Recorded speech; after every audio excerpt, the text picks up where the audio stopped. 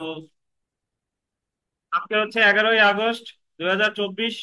আমাদের bar council preliminary batch, preliminary না, এটা লিখিত ব্যাচের আজকে হচ্ছে আপনার 48তম ক্লাস এবং ফৌজদারি কার্যবিধির 16তম ক্লাস, এবং বলা যেতে পারে আজকে এই ফৌজদারি কার্যবিধির শেষ ক্লাস। তো আজকে আমরা আলোচনা করব, দেখেন এর আগের দিনের 4 তারিখের লেকচার শিটে একটা প্রশ্ন ছিল যে 23 নাম্বার প্রশ্নটা, আমাদের সাজেশনের 23 নাম্বার প্রশ্ন। সেটা হচ্ছে যে উন্মাদ আসামির বিচারের ক্ষেত্রে ম্যাজিস্ট্রেট বা আদালতের করণীয় কি। যার বিচার করা হচ্ছে সেই আসামি যদি উন্মাদ হয়, সে যদি আপনার, উন্মাদ বলতে তো বোঝায় যে স্বাভাবিক হিতাহিত জ্ঞান যার নাই। এখন দেখেন, উন্মাদ আসামি হলে আসলে তার উন্মাদ বিষয়টা হচ্ছে যে আমরা আমরা যখন সামনে দণ্ডবিধি পড়বো, দণ্ডবিধিতে জেনারেল এক্সেপশনের 84 ধারায় বলা আছে যে যদি কোনো ব্যক্তি যখন অপরাধটা করে ওই মুহূর্তে যদি সে উন্মাদ থাকে এবং সে উন্মাদের কারণে ওই অপরাধের প্রকৃতি সম্পর্কে সে বুঝতে পারে না, মানে তার জ্ঞান নাই যে এটা একটা অপরাধ, তাহলে ওই ব্যক্তি ওই ফৌজদারি দায় হতে অব্যাহতি পাবে দণ্ডবিধির কত ধারায়? 84 ধারায়। কিন্তু তার বিচার পদ্ধতিটা, যে যদি কোনো আসামি উন্মাদ হয় তাহলে তার বিচারটা কেমন হবে, এই বিষয়টা আমরা এখন পড়বো। দেখেন, আমরা উত্তর পড়া শুরু করি। যে উন্মাদ বা পাগল বা লোনাটিক আসামির বিচারের ক্ষেত্রে, এখানে দেখেন উন্মাদ পাগল ইংরেজিতে বলতেছে কি, লোনাটিক। আসামির বিচারের ক্ষেত্রে ম্যাজিস্ট্রেট বা দায়রা আদালতের পদ্ধতি সম্পর্কে ফৌজদারি কার্যবিধির, আন্ডারলাইন করবেন, 34তম অধ্যায়ের 464 থেকে 475 ধারা পর্যন্ত আলোচনা করা হয়েছে। কত ধারা থেকে কত ধারা? 464 থেকে 475। যারা প্রিলিমিনারি আছেন তারা মনে রাখবেন যে এই উন্মাদ আসামির বিচার পদ্ধতি সম্পর্কে বলছে কততম অধ্যায়ে?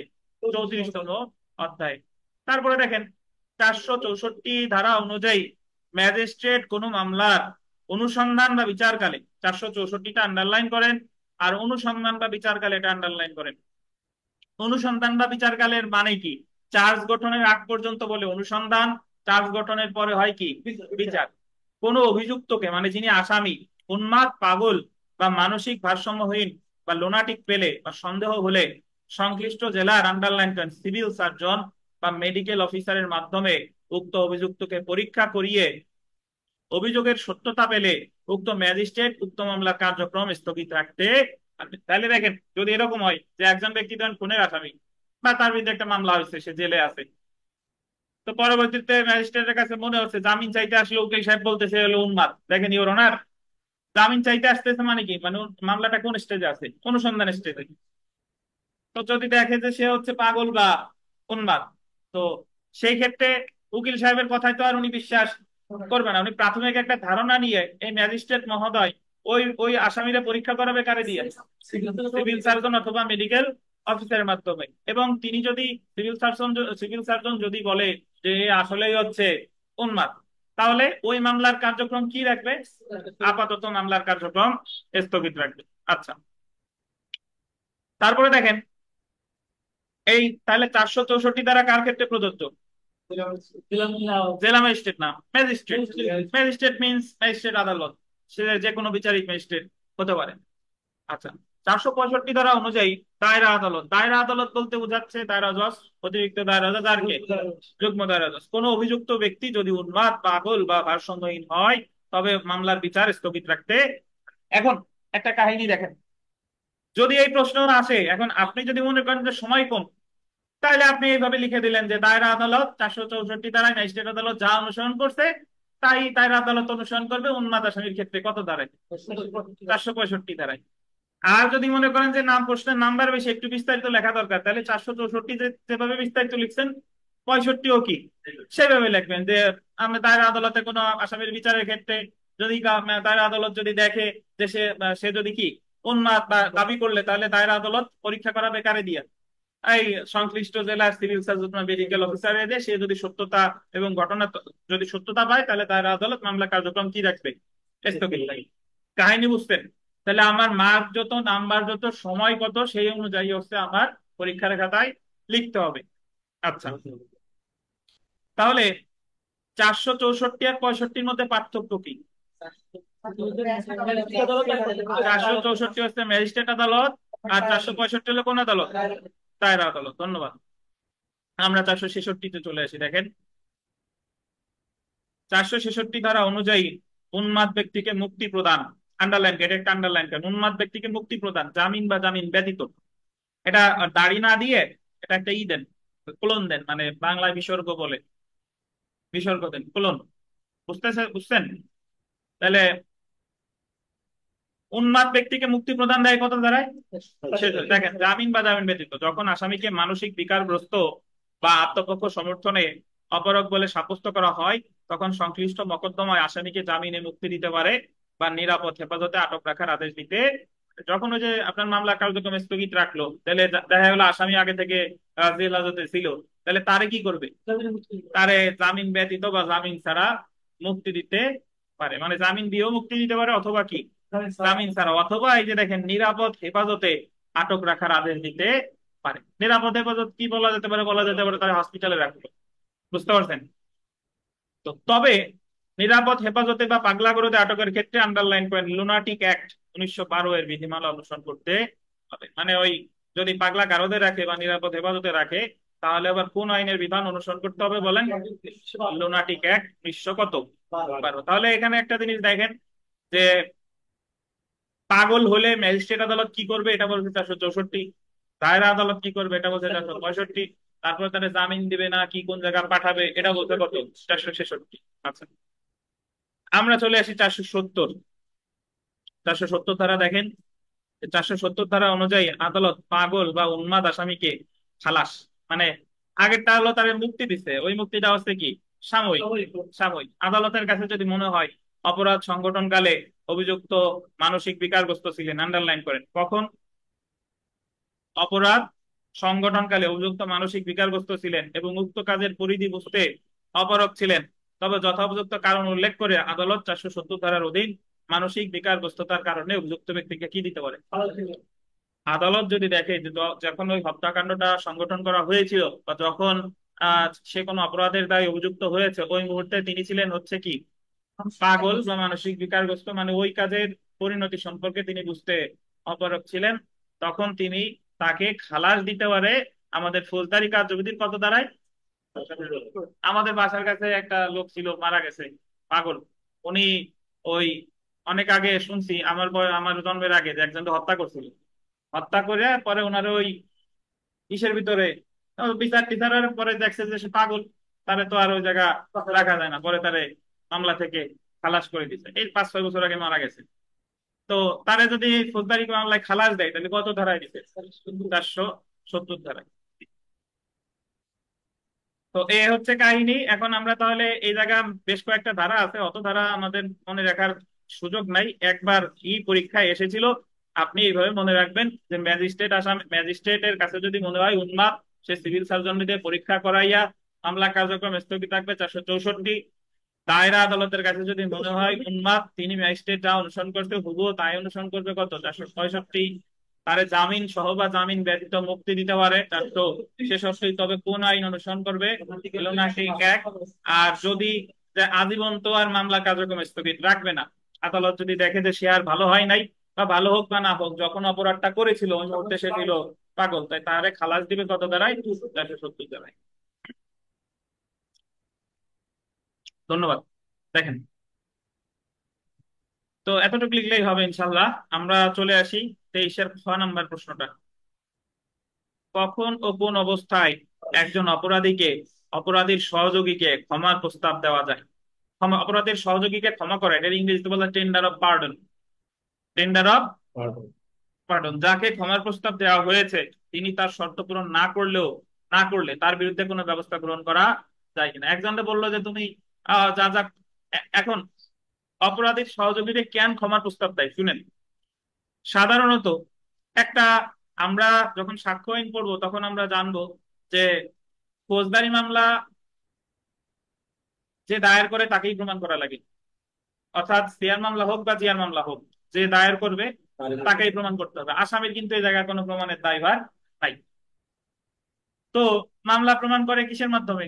সাক্ষীদের মাধ্যমে, সাক্ষীদের সাক্ষ্য গ্রহণের মাধ্যমে। এখন দেখেন যদি এরকম পরিস্থিতি হয় যে তাদেরকে সাজা দেওয়ার মতো পর্যাপ্ত সাক্ষ্য প্রমাণ রাষ্ট্রপক্ষের হাতে নাই, বা আরো সাক্ষ্য প্রমাণ দরকার, তো এই ক্ষেত্রে যদি একাধিক ব্যক্তি যদি অপরাধ করে, ধরেন 5 জন ডাকাতি, 5 জনে মিলে ডাকাতি করছে, 10 জনে মিলে ডাকাতি করছে, সরকার একজনের প্রস্তাব দিতে পারে যে তুমি যা যা ডাকাতি সম্পর্কে জানো সব স্বীকার করে দাও, অন্যরা কি কি করছে, বিনিময়ে তোমারে কি করে দেওয়া হবে, খালাস দেওয়া হবে, তোমাকে খালাস দেওয়া হবে, কিন্তু অন্যরা যা যা করছে তাই তাই তুমি কি করে দেবা, স্বীকার করে দেবা। আচ্ছা, তো তখনই তারে এই যে যে প্রস্তাবটা দেওয়া হয়, তখন তারে কি ঘোষণা করা হয়, রাজসাক্ষী। কি বলেন? রাজসাক্ষী। আপনাদের ওই ভাইবার সময় একটা প্রশ্ন জিজ্ঞাসা করে এইভাবে বিচারপতিরা, যে যে একটা ঘটনা ঘটছে, অপরাধীরা ঘটাইছে, চাক্ষুষ তেমন কোনো সাক্ষী নাই, তাহলে এই মামলা প্রমাণ করবেন কেমনে? কিসের মাধ্যমে প্রমাণ করবেন বলেন? রাজসাক্ষীর মাধ্যমে। মানে আসামির একজনকে কি দিবে, সরকার প্রস্তাব দিবে যে তুমি সব স্বীকার করে দাও, বিনিময়ে তোমার খালাস দেওয়া হবে আর বাকিদের সাজা দেওয়া হবে। তো এই যে যে এটা তারা যে প্রস্তাব দিল, তারা কি ঘোষণা করা হয়, রাজসাক্ষী। তো আমাদের এরকম ফৌজদারি কার্যবিধিতে এই বিধানটা আলোচনা করছে 337 ধারা থেকে 339 ধারা পর্যন্ত। 339 ক, 337 থেকে কত বলেন, 339 ক। আচ্ছা, একটু পড়ি দেখেন। যখন অপরাধীর সহযোগীকে ক্ষমার প্রস্তাব, the code of criminal procedure 1898 এর আন্ডারলাইন করবে 337 ধারা অনুযায়ী নিম্নোক্ত অপরাধ সমূহের ক্ষেত্রে, আন্ডারলাইন করবেন, একজন মেট্রোপলিটন ম্যাজিস্ট্রেট বা প্রথম শ্রেণীর ম্যাজিস্ট্রেট কোন অপরাধের, আন্ডারলাইন তদন্ত, অনুসন্ধান বা বিচারের কোন পর্যায়ে অপরাধটির সাথে প্রত্যক্ষ বা পরোক্ষভাবে জড়িত বা অপরাধ সম্পর্কে গোপন তথ্যের অধিকারী বলে অনুমিত, দাড়িটা কাটেন, অনুমিত কোন ব্যক্তির সাক্ষ্য সংগ্রহের উদ্দেশ্যে ক্ষমা প্রস্তাব করতে, মানে আমরা যখন প্রিলিমিনারিতে পড়ছিলাম তখন এটা আরো ভালোভাবে পড়ছিলাম, ওই জায়গায় একটা কথা আছে যে 337 ধারা কে ক্ষমা করতে পারে, প্রথম শ্রেণীর ম্যাজিস্ট্রেট বা মেট্রোপলিটন ম্যাজিস্ট্রেট। কখন পারে? তদন্ত, অনুসন্ধান বা বিচারের। ক্ষমা প্রস্তাব কোন কোন অপরাধ সেটা আমরা একটু দেখি, দেখেন। কেবলমাত্র দায়রা আদালতে বিচারযোগ্য কোন অপরাধ। এখন দায়রা আদালত বলতে কারে বোঝায়? দায়রা জজ, অতিরিক্ত দায়রা জজ, আর কি যুগ্ম দায়রা জজ। এখন কোন অপরাধ দায়রা আদালতে বিচারযোগ্য কিনা বা ম্যাজিস্ট্রেট আদালত কর্তৃক বিচারযোগ্য কিনা এটা বুঝবেন কিভাবে বলেন তো? কিভাবে বুঝবেন? দ্বিতীয় তফসিলের কত কলাম? অষ্টম কলাম। দ্বিতীয় তফসিলের অষ্টম কলাম, অর্থাৎ 337 ধারায় মেট্রোপলিটন ম্যাজিস্ট্রেট কোনো রাজসাক্ষীরে ক্ষমা করতে পারে যদি ওই অপরাধটা বিচারযোগ্য হয় কোন আদালত কর্তৃক, দায়রা আদালত কর্তৃক, বা 10 বছর পর্যন্ত কারাদণ্ডে দণ্ডনীয় কোনো অপরাধ। কয় বছর? 10 বছর। যে অপরাধের শাস্তি হচ্ছে কত? 10 বছর। তাহলে সেই ধরনের অপরাধও রাজসাক্ষীকে, মানে তাকে ক্ষমা করতে পারে সে যদি সঠিক তথ্য প্রকাশ করবে এই শর্তে। তারপরে দেখেন দণ্ডবিধি 211 ধারার অধীন, আন্ডারলাইন করবেন, 7 বছর পর্যন্ত কারাদণ্ডে দণ্ডনীয় কোনো অপরাধ। 211-তে কি আছে? আমরা দণ্ডবিধি যখন পড়বো আমরা জানবো যে যখন কোনো জিয়ার মামলা আপনার কি হয়, ওই যে আপনার মামলা দেখা গেল যে রাষ্ট্রপক্ষ প্রমাণে ব্যর্থ হয়েছে বা যে মামলা করছে মিথ্যা প্রমাণিত হয়েছে, তখন তার বিরুদ্ধে অ্যাকশন গ্রহণ করে কত ধারায়? 211 ধারায়। তাহলে এই 211-র যে মামলা, এইরকম কোন অভিযুক্তরেও ক্ষমা করতে পারে। তারপর দেখেন দণ্ডবিধির 216 ক, 216 ক, 369, 401, 435, 477 ক এর কোন অপরাধের ক্ষেত্রে। তো এরকম এখানে 216 ক, এখানে আছে যে ডাকাতকে আশ্রয় দেওয়া, 369-এ আছে আপনার কিডন্যাপিং অ্যাবডাকশন রিলেটেড, 401-এ আছে চোর দলের সদস্য, 435-এ আছে যে ক্ষতি, আর 477-এ তো আছে জালিয়াতি রিলেটেড। তো এই সকল অপরাধের ক্ষেত্রেও কোনো আপনার ইয়াকে ক্ষমা করতে পারে, অভিযুক্তরে ক্ষমা করতে পারে কত ধারায়? 337 ধারায়। আচ্ছা, তারপরে দেখেন the code of criminal procedure 1898 underline করবেন 338 ধারা অনুযায়ী, আন্ডারলাইন করেন, রায় ঘোষণার পূর্বে। কখন? রায় ঘোষণার পূর্বে যে কোনো সময় আদালত নিজে উপযুক্ত শর্তে ক্ষমা মঞ্জুর করতে পারে, বা আন্ডারলাইন করেন চিফ জুডিশিয়াল ম্যাজিস্ট্রেট বা চিফ মেট্রোপলিটন ম্যাজিস্ট্রেট ক্ষমা মঞ্জুর করতে, ক্ষমা মঞ্জুরের আদেশ দিতে পারে। তাহলে এখানে একটা জিনিস দেখেন, এই জায়গা 338-এর এই জায়গা একটু দায়রা আদালত লেখেন, দায়রা আদালত। যতদূর মনে পড়ে এই জায়গায় দায়রা আদালতই হবে। দেখেন এই জায়গায় দায়রা শব্দটা বাদ গেছে, লিখছেন?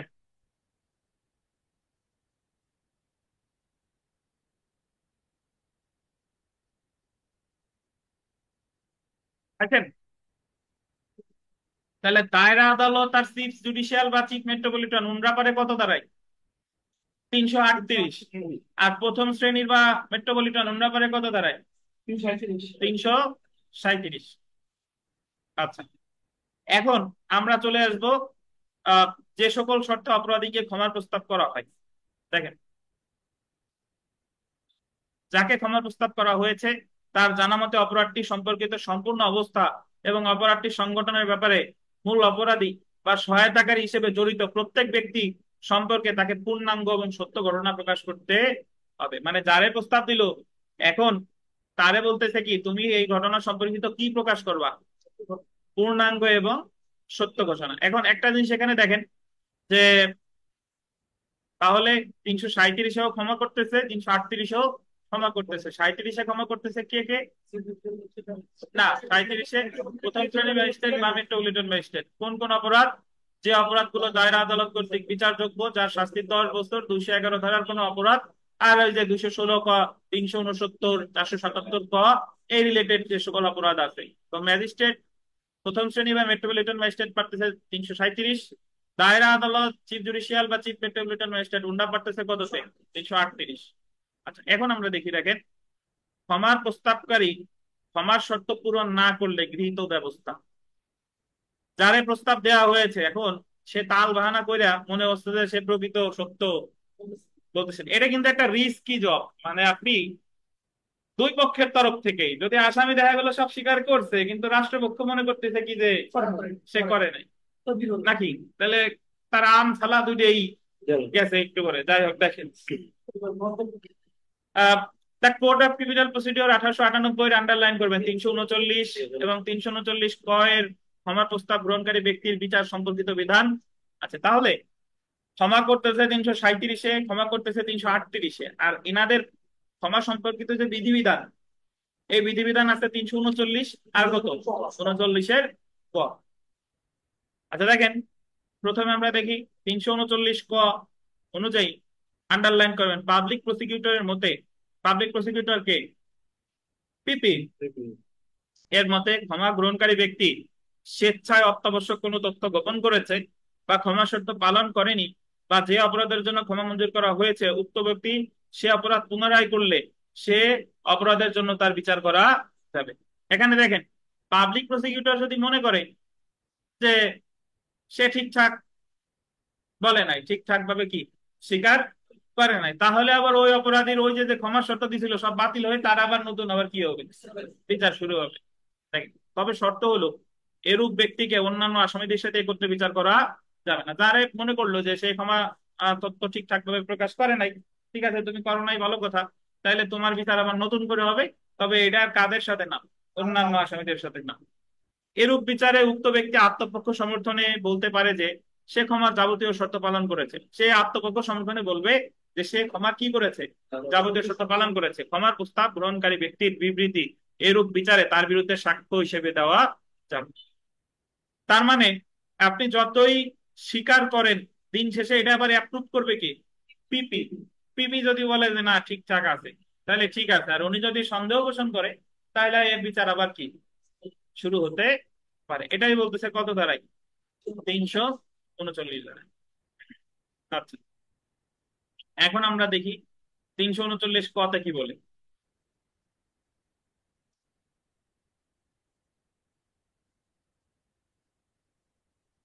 339 এর মধ্যে এরূপ অভিযুক্ত ব্যক্তির বিচার পদ্ধতি আলোচনা করা হয়েছে, মানে রাজ সাক্ষী। শুনেন, এটা যারা এই যে ক্ষমার প্রস্তাব দেওয়া হলো তারে কি বলে? রাজ সাক্ষী। যদি আপনার প্রশ্ন আসে যে রাজ সাক্ষীর বিচার পদ্ধতি কিভাবে আলোচনা, কোথায় আলোচনা করা হয়েছে, তাহলে আপনার 337 থেকে 39 পর্যন্ত আলোচনা করতে হবে। যদি আপনার বলে যে রাজ সাক্ষী কে বা দুষ্কর্মের রাজ সাক্ষী কে প্রশ্ন আসতে পারে, তখন কিন্তু এটা নিজের মতো করে বানাই দিবেন যে যে ক্ষেত্রে কোনো মামলা মানে প্রমাণের জন্য রাষ্ট্রপক্ষের হাতে পর্যাপ্ত সাক্ষ্য প্রমাণ না থাকে, তখন রাষ্ট্রপক্ষ বা সরকার ওই সাক্ষী আসামিদের মধ্যে থেকে দুষ্কর্মের সহযোগীকে একজনকে ক্ষমার প্রস্তাব দিতে পারে। কিসের শর্তে? যে সে সকল সত্য কি করবে, সঠিকভাবে প্রকাশ করে দিবে। এই যে যারে প্রস্তাব দিল সে যদি সকল তথ্য প্রকাশ করে দেয়, বা যারা প্রস্তাব দেওয়া হলো, এরাই কি বলে রাজসাক্ষী। আর রাজসাক্ষীর বিচার পদ্ধতি সম্পর্কে এত ধারা থেকে এত ধারা পর্যন্ত আলোচনা করা হয়েছে। তারপরে দেখেন, আপনারা আন্দোলনে যোগ দেন। অনেকে আন্দোলন করতেছে যে লিখিত পরীক্ষা উঠে যাক, খালি এমসিকিউ আর ভাইবা হোক। দেখেন, দেখেন, উক্ত ধারা অনুযায়ী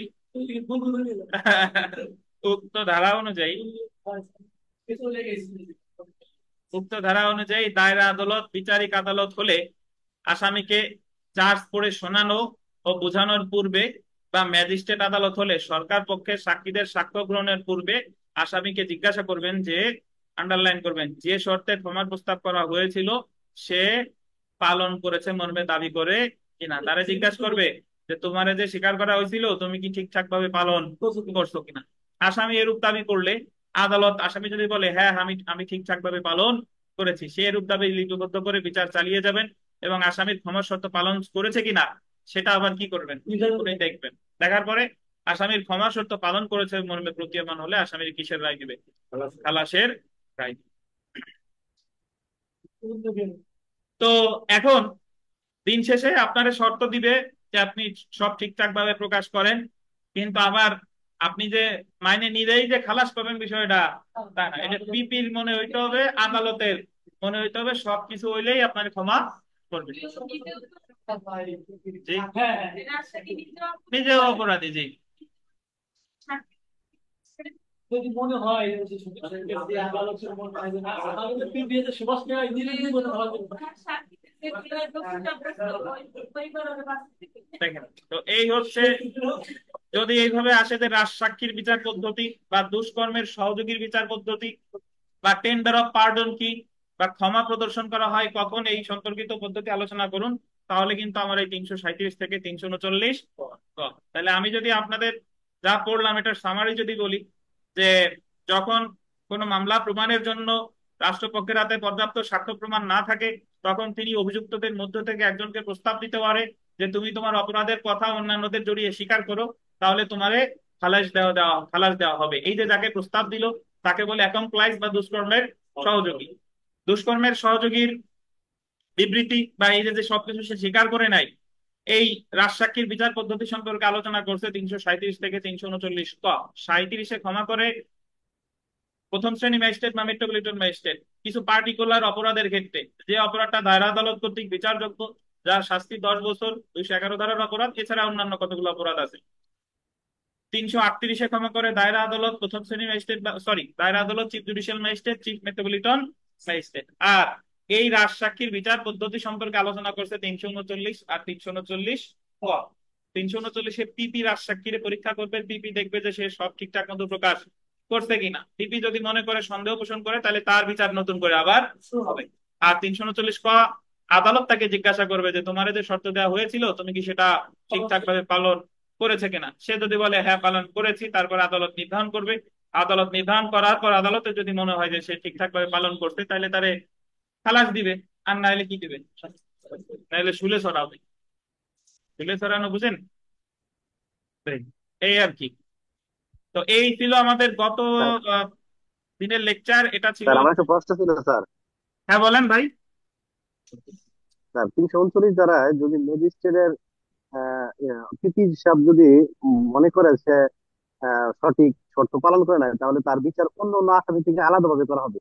ভাই যে আমার এই স্যার, জায়গায় স্পিকারের সাউন্ড কম, তো আপনি যদি প্রশ্নটা একটু লিখে দিতেন তাহলে উপকৃত হইতাম, বুঝতে পারতেছি না।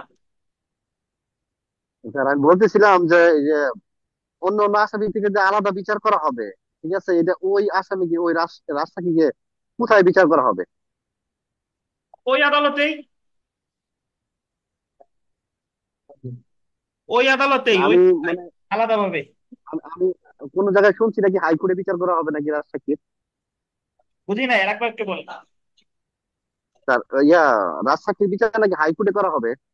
না না, হাইকোর্টে না। হাইকোর্টের কথা বলে নাই, ওই আদালতেই করবে। হাইকোর্ট তো কোনো মামলার আদি এখতিয়ার হিসেবে বিচার করে না, হাইকোর্ট তো জাস্ট ফৌজদারি মামলার ক্ষেত্রে উনি রিট আপিল শোনে, রিট রিভিশন গুলা করে শোনে, স্যার। আপিল হ্যাঁ, শোনে, আর রিভিশন শোনে, এছাড়া তো হাইকোর্ট কোনো মূল মামলার বিচার করে না। হাইকোর্ট ঠিক এখতিয়ার প্রয়োগ করতে পারে যদি আপিলের ক্ষেত্রে, বাট মূল মামলার বিচারের ক্ষেত্রে তো হাইকোর্টের বিধান নাই। বুঝতে পারছেন ভাই? ঠিক আছে। আচ্ছা, তো আমরা আজকে যে লেকচার শিটটা দিছি এটা হাতে নেন।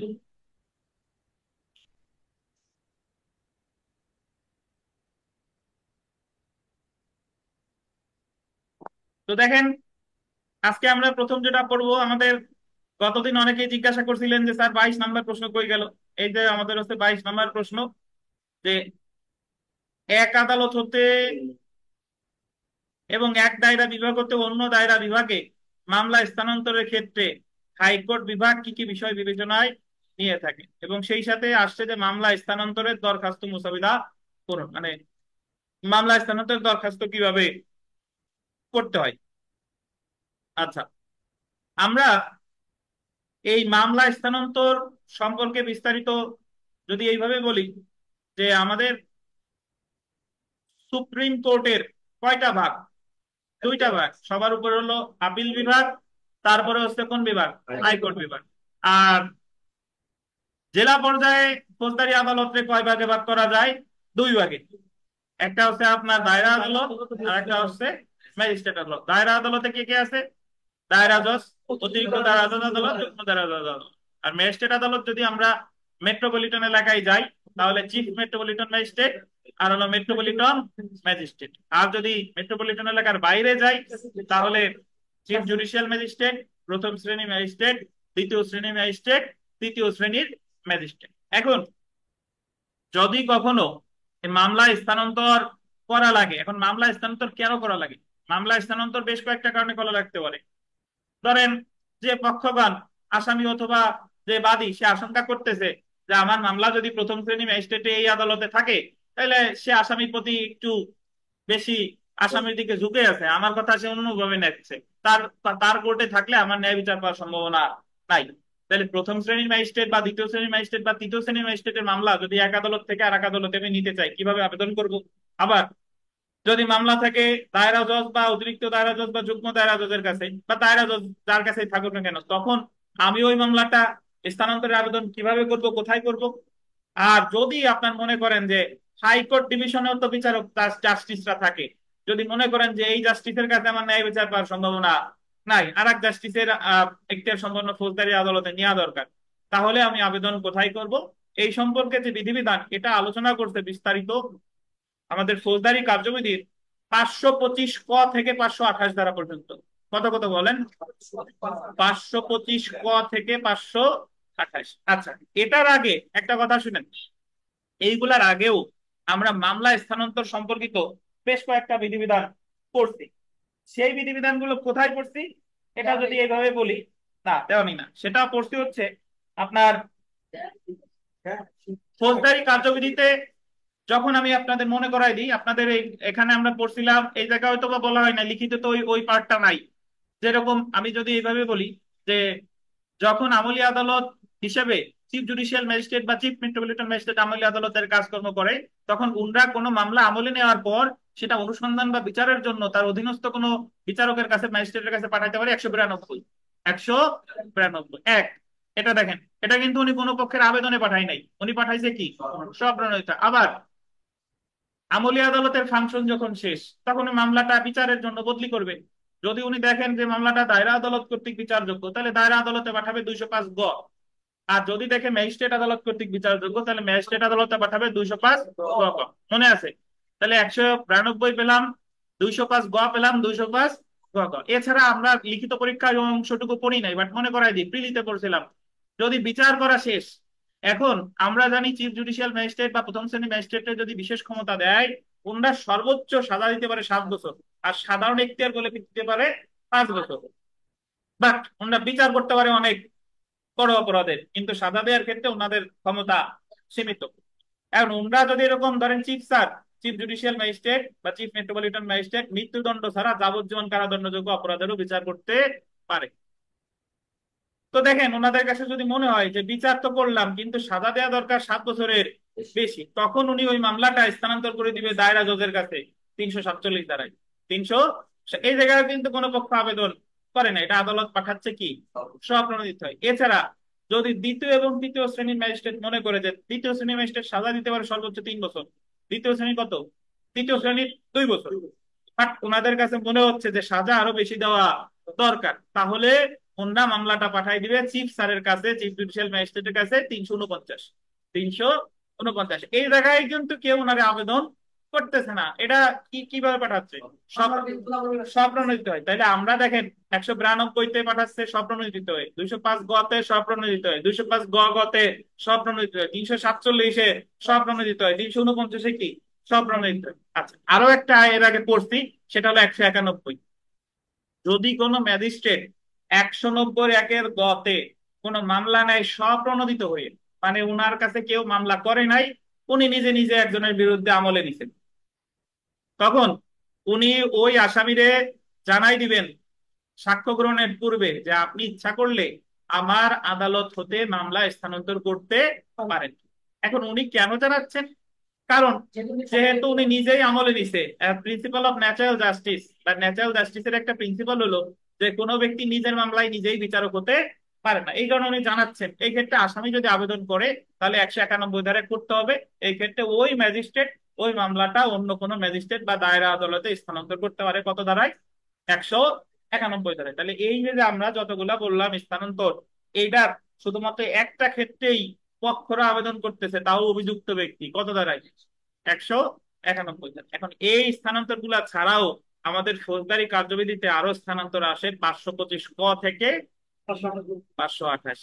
তাহলে দেখেন, হ্যাঁ, তাহলে এই যে যে স্থানান্তর কেন লাগতেছে, কারণ এই জায়গায় ধরেন ওই কারণগুলো ছাড়া বাদী বা বিবাদী মনে করতেছে যে অমুক আদালতে আমার ন্যায় বিচার পাওয়ার সম্ভাবনা নাই, বা আদালত দেখতেছে যে ম্যাজিস্ট্রেট অমুকের কাছে এই মামলাটা থাকা উচিত না, তখন এই মামলাগুলো কিভাবে স্থানান্তর করবে সেই বিধানগুলো আলোচনা করছে 525 ক থেকে 528 ধারা।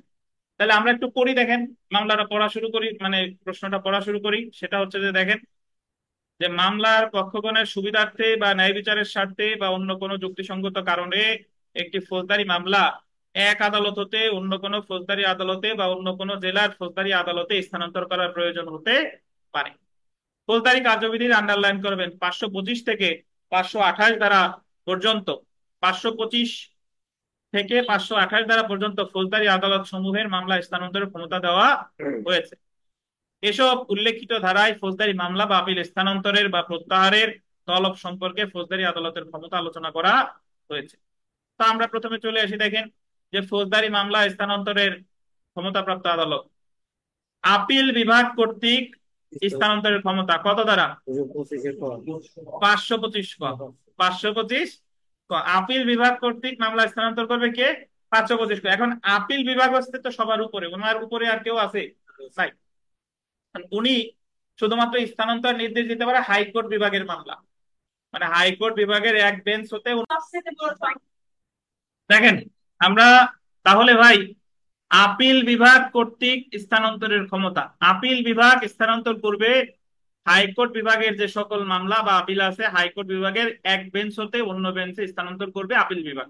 এখন বেঞ্চ বলতে বলা হয় বিচার আসন, যে জায়গা বিচারক বসেন সেটাই বলা হয় বেঞ্চ, যে জায়গা বসে বিচার করে।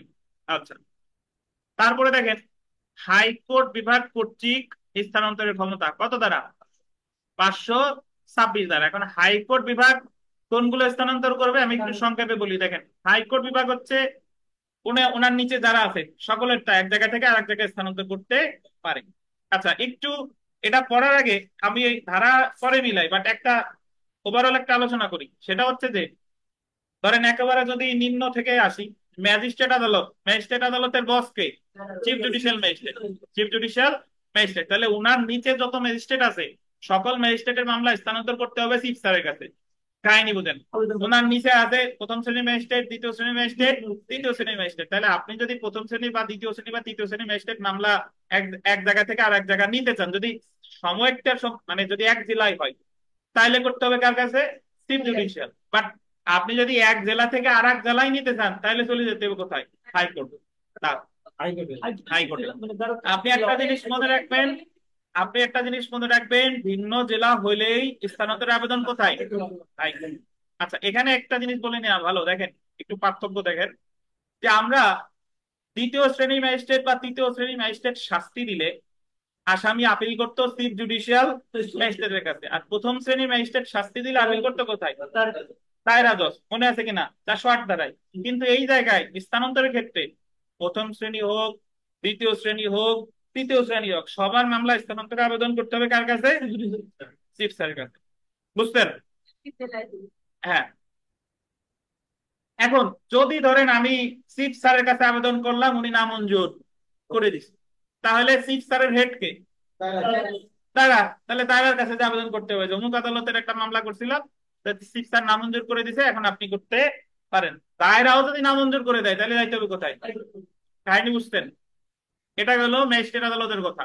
আর এটার ক্ষেত্রে আগেই বলে নিলাম যে ভিন্ন জেলা হইলে কোথায়? ভিন্ন জেলা হইলে হাইকোর্ট সরাসরি। আচ্ছা, এখন আগে হলো ধারা ছাড়া বুঝাচ্ছি যে কোন আদালত হলে কেমনে কি। আচ্ছা, যদি এরকম হয়, দেখেন, যুগ্ম দায়রা জজ, অতিরিক্ত দায়রা জজ, এই দুইজনের মামলা স্থানান্তরের আবেদন করতে হবে কার কাছে? দায়রা জজের কাছে। নর্মালি কিন্তু দণ্ডাদেশের ক্ষেত্রে যুগ্ম অতিরিক্ত দায়রা জজের দণ্ডাদেশ দিলে কিন্তু দায়রা জজের কাছে আপিল করা যাইতো না। মনে আছে কিনা? দায়রা জজ, অতিরিক্ত দায়রা জজ দণ্ড দিলে আপিল করতে হতো কোথায়? হাইকোর্ট। কিন্তু এই জায়গায় দায়রা জজের নিচে যারা আছে, দায়রা জজের নিচে আছে অতিরিক্ত দায়রা জজ, দায়রা জজ, তাহলে মামলা স্থানান্তরের আবেদন প্রথমে কোথায় করবো? দায়রা। যদি ভিন্ন জেলা হয়, তাহলে আর দায়রা জজ না, সরাসরি কোথায়? হাইকোর্ট। বাট এক জেলা হইলে প্রথমে আমার আবেদন করতে হবে দায়রা জজের কাছে। প্রথমে কিন্তু এক জেলা হইলে প্রথমে হাইকোর্টে যাওয়া যাবে না, যদি দায়রা জজ না মঞ্জুর করে দেয়, তখন যাইতে হবে কোথায়? হাইকোর্টে। বুঝতেন? এ হচ্ছে টোটাল কাহিনী। আর হাইকোর্টের এক মামলা, হাইকোর্টের এক বেঞ্চ হতে আর এক বেঞ্চে যদি মামলা নিতে চান, তাহলে আবেদন করতে হবে কোথায়? আপিল বিভাগে। হাইকোর্টের এক বেঞ্চ হতে, ধরেন হাইকোর্টে আপনারা, একটা বেঞ্চ আছে যে বেঞ্চে শুধু ক্রিমিনাল আপিল শুনে, একটা বেঞ্চ আছে যে বেঞ্চে শুধু ফার্স্ট হিস্ট্রি নিয়ে শুনে, যে একটা বেঞ্চ আছে সেই বেঞ্চে শুধু আপনার ফৌজদারি রিভিশন শুনে। তাহলে আপনি যদি এক বেঞ্চ থেকে আপনার মনে আছে যে এই আপিলটা হাইকোর্টের অমুক বিচারপতির কোর্টে থাকলে আমি ন্যায় বিচার পাওয়ার সম্ভাবনা নাই, তাহলে আপনি ওই বেঞ্চ থেকে আর এক বেঞ্চে নিতে চান, আবেদন ওনাদের বসকে? আপিল বিভাগ। তাহলে আবেদন করতে হবে কোথায়? আপিল বিভাগে। বুঝছেন? আচ্ছা, এখন আমরা ধারা মিলাই, দেখেন এটা হলো ওভারঅল ফ্যাক্ট বুঝাইলাম। তো আচ্ছা, তাহলে ধারায় যাওয়ার আগে আমি যদি এইভাবে বলি যে আসমা খানম বলেন তো, যে গোপালগঞ্জের যুগ্ম দায়রা জজ আদালতে একটা চেকের মামলা বিচার চলমান আছে। এখন এই মামলাটা যিনি মামলা দায়ের করছেন, তিনি চাচ্ছেন, তার বাড়ি ধরেন হচ্ছে অনেক দূরে কক্সেস বাজার, সে চাচ্ছে এই মামলাটা কক্সেস বাজারে নেওয়ার জন্য, কক্সেস বাজার যুগ্ম দায়রা জজের কাছে। তাহলে এখন পক্ষ এই মামলা স্থানান্তরের আবেদন করবে কোথায়? কেন হাইকোর্ট বিভাগে বলেন?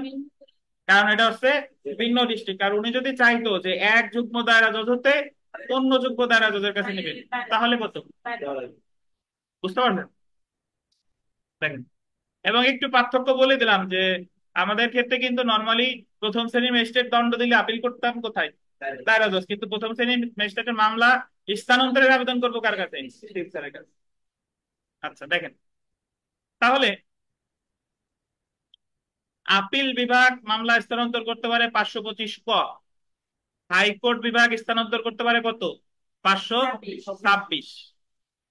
এখন এই হাইকোর্ট বিভাগ 526-এ যা পারে, দায়রা আদালত তাই পারে, বাট দুইটা দ্বারাই। হাইকোর্ট বিভাগ 526-এ মামলা স্থানান্তরও পারে, মামলা প্রত্যাহারও পারে। কিন্তু দায়রা আদালতও তাই পারে, বাট ওনার ক্ষমতা দুইটা দ্বারাই। কেমনে দেখেন, দায়রা জজ আদালত স্থানান্তর করতে পারে কত দ্বারাই? 526 খ, 526 খ। আর দায়রা আদালত মামলা প্রত্যাহার করতে পারে কত? 528 এক। বাট স্থানান্তর প্রত্যাহার দুইটাই হাইকোর্ট পারে কততে? 526। কিন্তু দায়রা জজ পারতেছে স্থানান্তর একটা ধারায়, আর প্রত্যাহার আর একটা ধারায়।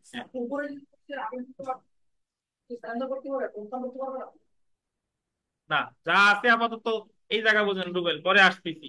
আগে এইটুক বুঝেন যে আপিল বিভাগ হলে 525 ক, আর হাইকোর্ট বিভাগ হলে কত, 526, দায়রা জজ হইলে 5, স্থানান্তর 526 খ, প্রত্যাহার 528 এক। এবার আছে দেখেন, চিফ জুডিশিয়াল ম্যাজিস্ট্রেট বা চিফ মেট্রোপলিটন ম্যাজিস্ট্রেট, বা এটা আন্ডারলাইন জেলা ম্যাজিস্ট্রেট।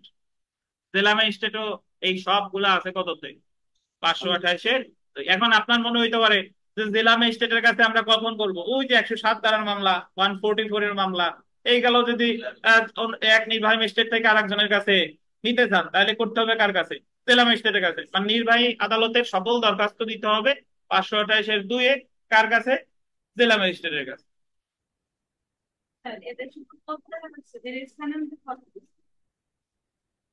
বুঝবান, একটু ধৈর্য ধারণ করেন। দেখেন, আহ, আমরা আগে আপিল বিভাগের মামলা স্থানান্তরের ক্ষমতাটা পড়ে ফেলি। দেখেন, ধারা 525-এর কয়ের অধীন আপিল বিভাগ ফৌজদারি মামলা, এটা বলতেন ফৌজদারি মামলা বা আপিল, ফৌজদারি মামলা বা আপিল স্থানান্তরের আদেশ দিতে পারে।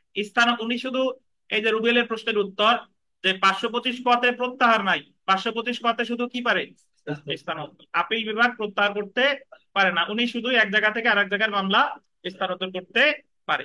মূলত দুইটি কারণে এরূপ আদেশ প্রদান করতে পারে: এক, ন্যায় বিচারের স্বার্থে; দুই, মামলার পক্ষ বা সাক্ষীগণের কি, সাধারণ সুবিধার জন্য। তাহলে আপিল বিভাগ এক ফৌজদারি বেঞ্চ হতে আর এক ফৌজদারি বেঞ্চে মামলা স্থানান্তর করতে পারে ন্যায় বিচারের স্বার্থে, অথবা কি, মামলার পক্ষ বা সাক্ষীগণের কিসের অর্থে, সুবিধার জন্য। দেখেন, আপিল বিভাগ নিম্নলিখিত রূপে ফৌজদারি মামলা বা আপিল স্থানান্তর করার আদেশ দিতে পারে: এক, হাইকোর্ট বিভাগের এক স্থায়ী বেঞ্চ হতে অন্য স্থায়ী বেঞ্চে, অথবা হাইকোর্ট বিভাগের এক স্থায়ী বেঞ্চের এখতিয়ারাধীন কোন ফৌজদারি আদালত হতে অন্য স্থায়ী বেঞ্চের এখতিয়ারাধীন কোন ফৌজদারি আদালত। এখতিয়ারাধীন কেন বললো, এখতিয়ারাধীন এই কারণে বললাম, একটু আগে আপনাদের ব্যাখ্যা দিছি যে হাইকোর্ট বিভাগের এক এক বেঞ্চে কিন্তু সব কাজ করে না। কেউ শুনে রিভিশন, কেউ শুনে কোয়াশমেন্ট, কেউ শুনে আপিল, কেউ শুনে অন্য কিছু ফৌজদারি রিলেটেড। তো আপনি জাস্ট এতটুকু মনে রাখেন যে হাইকোর্ট বিভাগে যে সকল ফৌজদারি মামলা বা আপিল আছে, সেইগুলো স্থানান্তরের আদেশ দিতে পারে কে, আপিল বিভাগ। কত ধারায়, 525, 525 ক, 525 ক। তো আজান দিতে সবাই নামাজ পড়ে আসেন। 10 মিনিটের বিরতি, এরপরে আবার আমরা শুরু করবো ইনশাল্লাহ।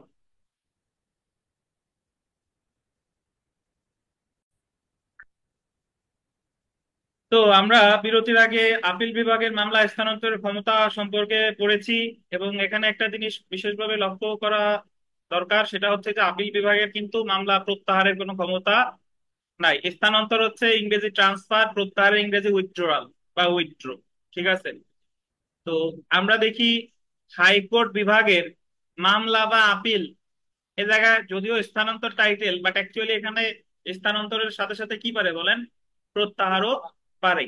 তো ফৌজদারি কার্যবিধির ধারা 526-এর মধ্যে হাইকোর্ট বিভাগের মামলা বা আপিল স্থানান্তর সম্পর্কে বলা হয়েছে। 526 ধারা অনুযায়ী হাইকোর্ট বিভাগ নিম্নলিখিত 3 ভাবে মামলা বা আপিল, এখানে একটা জিনিস লেখেন, স্থানান্তর প্লাস প্রত্যাহার লেখেন, স্থানান্তর বাকি প্রত্যাহারের আদেশ দিতে পারে। High court division, sorry, appellate division পারে শুধুমাত্র স্থানান্তর, কিন্তু হাইকোর্ট ডিভিশন পারে কি কি বলেন,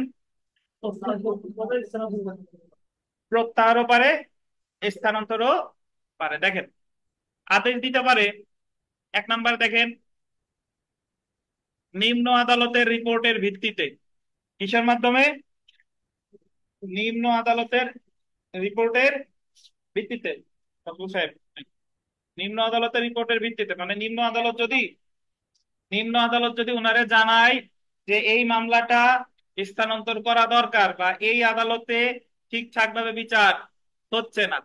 ধরেন, এইভাবে চিন্তা করেন যে একটা স্পর্শকাতর মামলা, তো ওই মামলাটা ওই জেলায় ঘটছে, যে জেলায় ঘটছে সেই জেলায় বিচার করা যাচ্ছে না, যে ওই জেলায় আসামি পক্ষে কেউ অ্যাডভোকেসি করে না, বা বাইরে থেকে কেউ যদি অ্যাডভোকেট আসে অ্যাডভোকেসি করতে, তারেও কি দেয়, বাধা দেয়।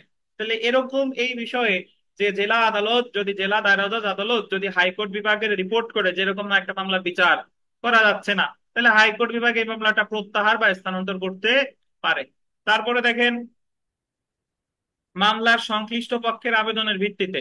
সংশ্লিষ্ট পক্ষ মানে কি? একটা মামলার কয়টা পক্ষ থাকে? ওই আপনার যে মামলা করেছে সে এবং আসামি। তাহলে যদি বাদী পক্ষ অথবা আসামি পক্ষ যদি মনে করে যে যে আদালতে মামলাটা বিচারাধীন আছে এখানে ন্যায় বিচার পাওয়ার সম্ভাবনা নাই, তাহলে সে হাইকোর্টে আবেদন করতে পারে। হাইকোর্ট বিভাগ নিজ উদ্যোগে বাকি হয়ে স্বপ্রণোদিত হয়ে এই তিনটি বিষয়ের যে কোনো একটির ভিত্তিতে হাইকোর্ট বিভাগ কোনো ফৌজদারি মামলা বা আপিল স্থানান্তরের আদেশ দিতে পারে। নট অনলি স্থানান্তর বাট অলসো কি বলেন তো, প্রত্যাহার।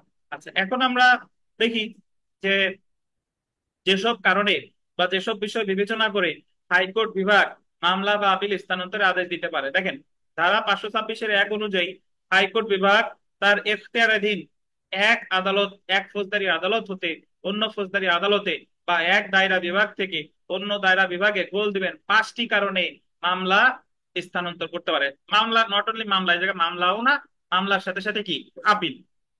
তো দেখেন, এখানে হচ্ছে যে দেখেন, হাইকোর্ট বিভাগের অধস্তন কোনো ফৌজদারি আদালতে ন্যায়সঙ্গত বা নিরপেক্ষ অনুসন্ধান বা বিচার পাওয়া যাবে না মর্মে বাদী বা অভিযুক্তের মনে যৌক্তিক সন্দেহ সৃষ্টি হলে। মানে এই জায়গার প্রথম যে কারণ সেটা বলছে যে যদি আপিল হাইকোর্ট বিভাগের মনে হয় যে যে আদালতে মামলাটা চলমান আছে সেই জায়গার পক্ষরা মনে করতেছে ওই জায়গায় ন্যায় বিচার পাওয়ার কোনো সম্ভাবনা নাই।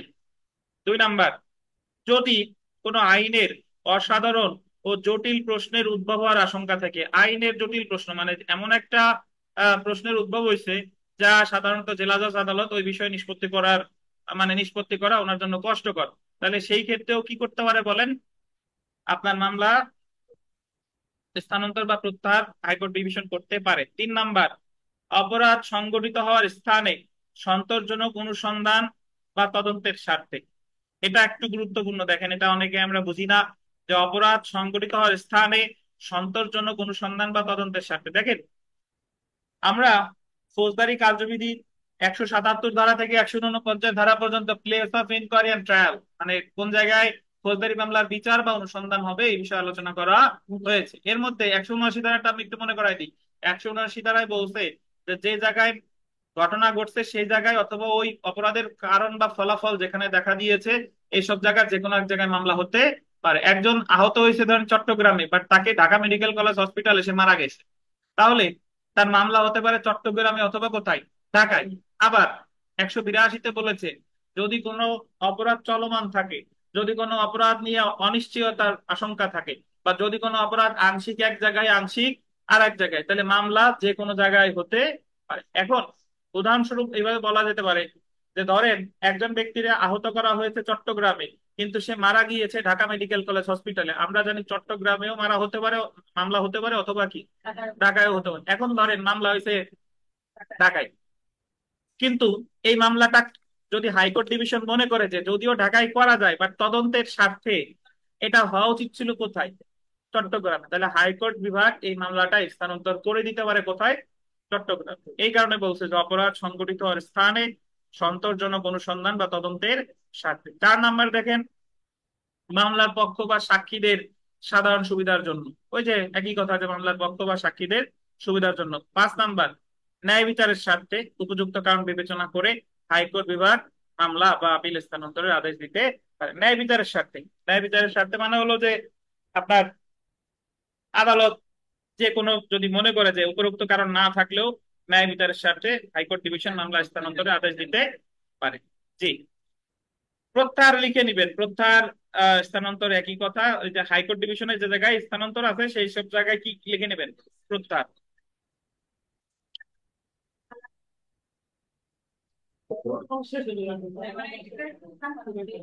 আচ্ছা, প্রত্যাহারের উদাহরণ দিচ্ছি, আগে এখানে আসি। প্রত্যাহার হচ্ছে যে স্থানান্তর, ধরেন স্থানান্তর মানে হচ্ছে এইভাবে যে স্থানান্তর মানে হচ্ছে ধরেন গোপালগঞ্জের এক আদালত থেকে আর এক আদালত, বা গোপালগঞ্জের যুগ্ম জেলা আদালতের টাঙ্গাইলের যুগ্ম জেলা আদালত, এটা হলো স্থানান্তর। আর প্রত্যাহার হলো প্রত্যাহার করে ধরেন একটা মামলা আছে গোপালগঞ্জের আদালতে, ওটা প্রত্যাহার করে উনি আগে নিজের কাছে নিবেন। নিজের কাছে নিয়ে উনি নিজেও বিচার করতে পারে, অথবা অপর কাউরে নির্দেশ দিতে পারে। পার্থক্য এতটুকুই, যে প্রত্যাহার করে আগে নেয় কার কাছে, নিজের কাছে। প্রত্যাহার করে উনি নিজে বিচার করতে পারে অথবা অন্য কাউরে নির্দেশ দিতে পারে। আচ্ছা, দেখেন, একই দায়রা বিভাগের মধ্যে এক ফৌজদারি আদালত থেকে অন্য ফৌজদারি আদালতে মামলা স্থানান্তর করার জন্য আগে দায়রা আদালতে আবেদন করতে হবে। মানে মামলা বা আপিল স্থানান্তরের শর্ত বা প্রক্রিয়া, এটা 526 ধারা অনুসারে মামলা বা আপিল স্থানান্তরের সময় নিম্নোক্ত শর্ত বা প্রক্রিয়া অনুসরণ করতে হবে। ওই যে দেখেন, আন্ডারলাইন করেন, একই দায়রা বিভাগের মধ্যে। একই দায়রা বিভাগ মানে ধরেন আমাদের ফৌজদারি কার্যবিধিতে বলছে যে দায়রা আদালত নিয়ে দায়রা বিভাগ গঠিত হয়। তাহলে একই দায়রা বিভাগ মানে একটা জেলার মধ্যে ধরেন এক ফৌজদারি আদালতে অন্য ফৌজদারি আদালতে মামলা স্থানান্তরের আবেদন করতে হবে আগে কোথায়, দায়রা আদালতে। যদি আপনি যুগ্ম দায়রা জজ 1 থেকে যুগ্ম দায়রা জজ 2 গোপালগঞ্জে নিতে চান, তাহলে আগে আবেদন করতে হবে গোপালগঞ্জ দায়রা জজের কাছে। উক্ত দায়রা আদালত আবেদন নাকচ করলে তখন হাইকোর্ট বিভাগে আবেদন করা যাবে, এর আগে হাইকোর্ট বিভাগে আবেদন করা যাবে না। যদি দায়রা জজ আদালত নাকচ করে তখনই যাওয়া যাবে কোথায়, হাইকোর্টে। তারপরে দেখেন, স্থানান্তরের দরখাস্ত আন্ডারলাইন করেন এফিডেভিট বা শপথ দ্বারা সমর্থিত হতে হবে। একটা জিনিস দেখেন, আমরা ফৌজদারি কার্যবিধিতে যতগুলো দরখাস্ত এখন পর্যন্ত লিখেছি কোনোটাই কিন্তু এফিডেভিট নাই। ফৌজদারিতে কিন্তু এফিডেভিট, ওই যে জামিনের দরখাস্ত, অব্যাহতির দরখাস্ত, জিম্মাই নেওয়ার দরখাস্ত, এগুলা সব করছি না? তো এগুলার ভিতরে কিন্তু কি নাই, এফিডেভিট নাই। কিন্তু এই যে যে দরখাস্তটা মামলা স্থানান্তরের দরখাস্ত, এতে কি দিতে হবে, এফিডেভিট দিতে হবে। তবে দেখেন, আবেদনকারী অ্যাটর্নি জেনারেল হলে এর প্রয়োজন নাই, শুধু দরখাস্তই যথেষ্ট। তো এটা প্রিলিমিনারির জন্য গুরুত্বপূর্ণ যে কোন ক্ষেত্রে মামলা স্থানান্তরের দরখাস্তের সাথে এফিডেভিট দেওয়ার দরকার নাই, যদি সে হয় কে, অ্যাটর্নি জেনারেল। দরখাস্তের কারণ সহ একটি নোটিশ পাবলিক প্রসিকিউটরকে দিতে হবে, পাবলিক প্রসিকিউটর আগে দিতে হবে। 24 ঘন্টা অতিবাহিত হবার আগে আবেদনের মেরিট বা গুণাগুণের উপর ভিত্তি করে কোনো আদেশ দেওয়া যাবে না। তারপরে দেখেন, তুচ্ছ বা বিরক্তিকর আবেদন করলে হাইকোর্ট বিভাগ দরখাস্তকারীকে এটা করলে অনধিক 1000 টাকা ক্ষতিপূরণের আদেশ দিতে পারে। উক্ত অর্থ মামলার অপর পক্ষকে দেওয়া। যে আবেদন করছে, আদালত যদি মনে করে যে এই আবেদনটা হচ্ছে মিথ্যা বা হয়রানিকর, তখন তারে বলবো যে তুমি ক্ষতিপূরণ দিবা কত টাকা, 1000 টাকা। আর এই ক্ষতিপূরণটা পাবে কে, মামলার অপর পক্ষ। ধন্যবাদ। তো এখন এটা গেল আমাদের হাইকোর্টের। এখন আমরা চলে আসি দেখেন দায়রা জজের। দায়রা জজের মামলা স্থানান্তর, হাইকোর্ট বিভাগ যে জিনিসটা পারে 526 ধারায়, দায়রা আদালত সেই মামলা স্থানান্তর আর প্রত্যাহার, এটা দুইটা ধারায় পারে। স্থানান্তর পারে 526 খ, আর প্রত্যাহার পারে কত ভাই, 528 1। দেখেন, ফৌজদারি কার্যবিধির ধারা 526 খ এর অধীন দায়রা জজ ন্যায় বিচারের স্বার্থে এক ফৌজদারি আদালত হতে অন্য ফৌজদারি আদালতে মামলা স্থানান্তরের আদেশ দিতে পারে। আচ্ছা, উত্তর দেখেন, স্থানান্তরের ভিত্তি বা পদ্ধতি 526 খ 2 ধারা, এই সাবসেকশন না লিখলেও আপনার সমস্যা নাই, সাবসেকশন লেখার কাম নাই, দরকার নাই। দায়রা জজ নিম্নোক্ত করলেন 3টি বিষয়ের উপর ভিত্তি করে।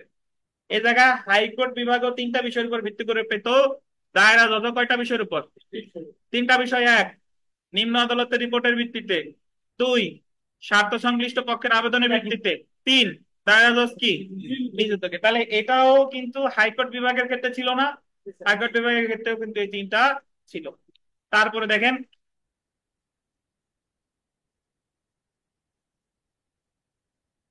দায়রা জজের মামলা বা আপিল স্থানান্তরের শর্ত বা প্রক্রিয়া, এটা কি লিখবেন, শর্ত বা প্রক্রিয়া, এটা হচ্ছে হাইকোর্ট বিভাগের শর্তের অনুরূপ। মানে বুঝেন, ওই যে একটু আগে হাইকোর্ট বিভাগের যে শর্ত লিখছি হুবহু তাই। এখন শুনেন, আমাদের যদি পরীক্ষায় আসে যে ফৌজদারি মামলা স্থানান্তর, মামলা বা আপিল স্থানান্তর প্রক্রিয়া আলোচনা করুন, এটা কোন আদালত তা কিন্তু বলে নাই, বলছে মামলা বা আপিল স্থানান্তরের প্রক্রিয়া আলোচনা করুন, তাহলে কিন্তু আমার সব আলোচনা করতে হবে। যদি বলে হাইকোর্ট বিভাগের মামলা বা স্থানান্তর আলোচনা করুন, তাহলে 526। যদি বলে দায়রা জজের মামলা বা আপিল স্থানান্তরে, তাহলে কত, 526 খর সাথে 528 1। বুঝতেন? আচ্ছা, তাহলে আমরা এখন দেখি যে দায়রা জজ কর্তৃক মামলা প্রত্যাহার বা তুলে আনা বা নিজে বিচার করা। দায়রা জজের মামলা স্থানান্তর আমরা পাইছি, দায়রা জজের মামলা প্রত্যাহার, তুলে আনা বা নিজে বিচার করা দেখেন ফৌজদারি কার্যবিধির 528 অনুসারে কি লিখবেন বলেন।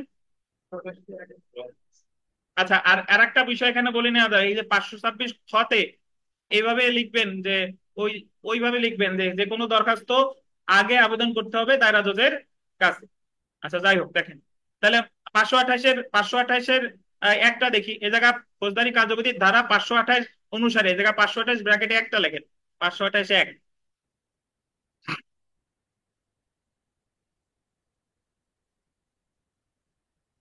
যুগ্ম দায়রা জজের নিকট হতে মামলা প্রত্যাহার করতে পারে, তাকে যে মামলা প্রদান করা হয়েছিল তা ফিরিয়ে আনতে পারে। উনি যুগ্ম দায়রা জজে যে মামলা দিছে ওটা প্রত্যাহার করে ওনার নিজের কাছে আনতে পারে। কোন অতিরিক্ত দায়রা জজকে যে মামলা বা আপিল প্রদান করেছিলেন সেই মামলার বিচার বা আপিলের শুনানি শুরু হওয়ার আগে তা কি ফিরিয়ে আনতে পারে। উপরে উল্লেখিত প্রত্যাহার করা বা ফিরিয়ে আনা মামলার দায়রা জজ নিচে আন্ডারলাইনকে নিজে বিচার করবে।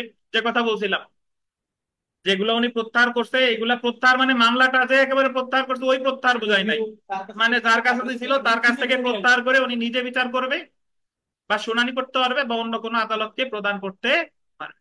দেখছেন? আচ্ছা, এখানে একটা জিনিস আমাদের পরীক্ষার প্রশ্নে নাই, বাট আমি আপনাদের ব্যাখ্যা করেছি, সেটা হলো চিফ জুডিশিয়াল ম্যাজিস্ট্রেট বা চিফ মেট্রোপলিটন ম্যাজিস্ট্রেট বা জেলা ম্যাজিস্ট্রেটের মামলা প্রত্যাহার 528-এর কত 2, সেই জায়গা পৃষ্ঠা দিয়ে লিখে নেন। ওটা আমাদের কখনো আসে নাই তো এই কারণে বলা হয়নি, লিখবেন যে চিফ জুডিশিয়াল ম্যাজিস্ট্রেট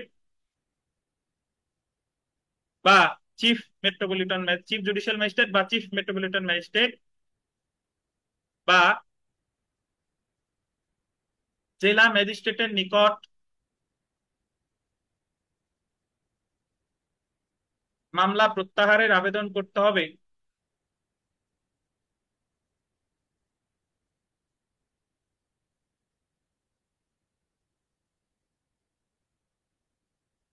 528-এর 2 ধারায়। হুম, লেখেন তারপরে ব্যাখ্যা দিচ্ছি। না, প্রত্যাহার প্রত্যাহার লেখেন 528-এর 2 ধারায়।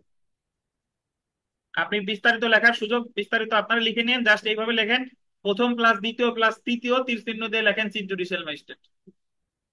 প্রথম প্লাস দ্বিতীয় প্লাস তৃতীয় তীর চিহ্ন দিয়ে লিখবেন কি চিফ জুডিশিয়াল ম্যাজিস্ট্রেট বা মেট্রোপলিটন ম্যাজিস্ট্রেট তীর চিহ্ন দিয়ে লিখবেন চিফ মেট্রোপলিটন ম্যাজিস্ট্রেট।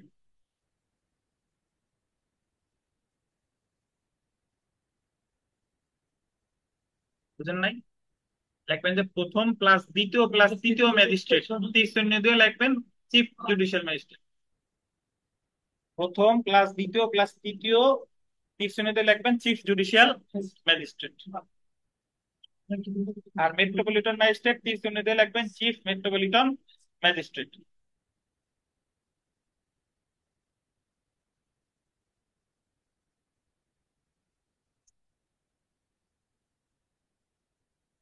নির্বাহী ম্যাজিস্ট্রেট তীর চিহ্ন দিয়ে লিখবেন জেলা ম্যাজিস্ট্রেট।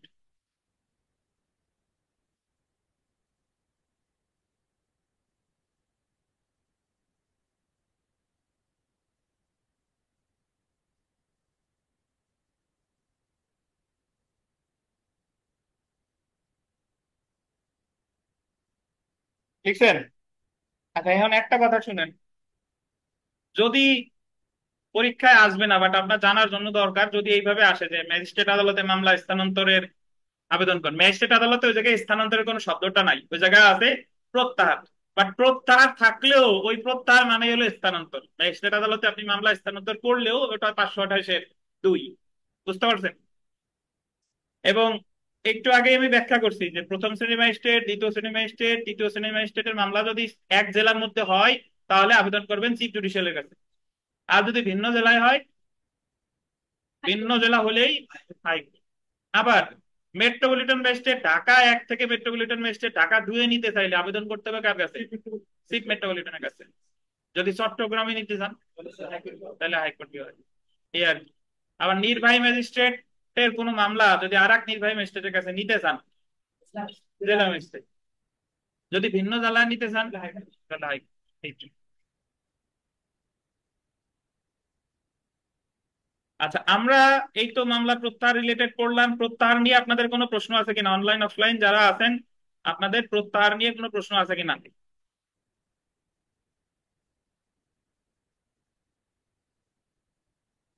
প্রত্যাহারের মুসাবিদাটা দেখবো, দেখেন ফৌজদারি কার্যবিধির 528-2 ধারায় ফৌজদারি বদলি মিস কেস হবে, মিস কেস। এই যে আমরা আপনাদের মনে আছে কিনা যে দেওয়ানি কার্যবিধিতে স্থায়ী মামলা বা মিসেলেনিয়াস কেস কোন কোনগুলা ওই যে মামলা খারিজের আবেদন, তার তারপরে আপনার নয়াদেশের 4, নয়াদেশের 9, নয়াদেশের 13, তারপরে 22 ধারা 24 ধারা, এগুলো সব কি মিস কেস বা সানি মামলা। তো আমাদের ফৌজদারি মিস কেস গতদিন একটা পড়ছিলাম, 498 ধারায় যে আবেদনটা করে, এটা কি আবেদন? ফৌজদারি বিবিধ মামলা। ফৌজদারি 498-তে কেন করে? ওই যে নিম্ন আদালত জামিন দেয় নাই, ফৌজদারি মিস কেস। আগাম জামিন, ফৌজদারি মিস কেস। বেল বন্ডের টাকা হ্রাস, ওটা কি ফৌজদারি মিস কেস। ঠিক একই ভাবে এই আমরা মামলা স্থানান্তরের যে আবেদনগুলা করি, এটাও ফৌজদারি মিস কেস। এখন এই জায়গায় একটা নমুনা মানে একটা দিছি, সেটা দেখেন 528-2। 528-2 মানে আমি আবেদনটা কার কাছে করছি বলেন? চিফ জুডিশিয়াল অথবা চিফ মেট্রোপলিটন ম্যাজিস্ট্রেট। দেখেন একটু পড়ি। বিজ্ঞ চিফ মেট্রোপলিটন ম্যাজিস্ট্রেট আদালত, ঢাকা। ফৌজদারি ট্রান্সফার মিসকেস নং, ট্রান্সফার মিসকেস নং এত, যেহেতু আমি দায়ের করছি, মিসকেস নাম্বার তো এখনো পড়ে নাই, এই কারণে হচ্ছে কি ডট ডট। সূত্র দেখেন, মতিঝিল থানার জিআর মামলা নাম্বার এত 2006, ধারা কত?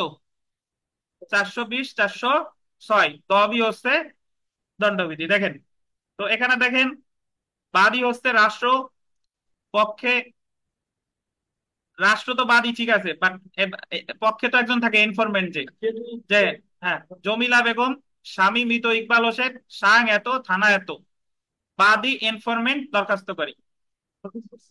হ্যাঁ, ইনফরমেন্ট দরখাস্তকারী বনাম কে দেখেন, আলমগীর হোসেন গং। গং মানে কি? আরো আছে, পিতা জহুরুল হক মোল্লা, সাং এত, আরামবাগ মতিঝিল জেলা ঢাকা এত, আসামি এই জায়গা হচ্ছে কি প্রতিপক্ষ। তাহলে আপনি দেখবেন এই মিস কেসে বলতেছে দরখাস্তকারী, আর দরখাস্তকারীর অপোনেন্ট হচ্ছে কি প্রতিপক্ষ।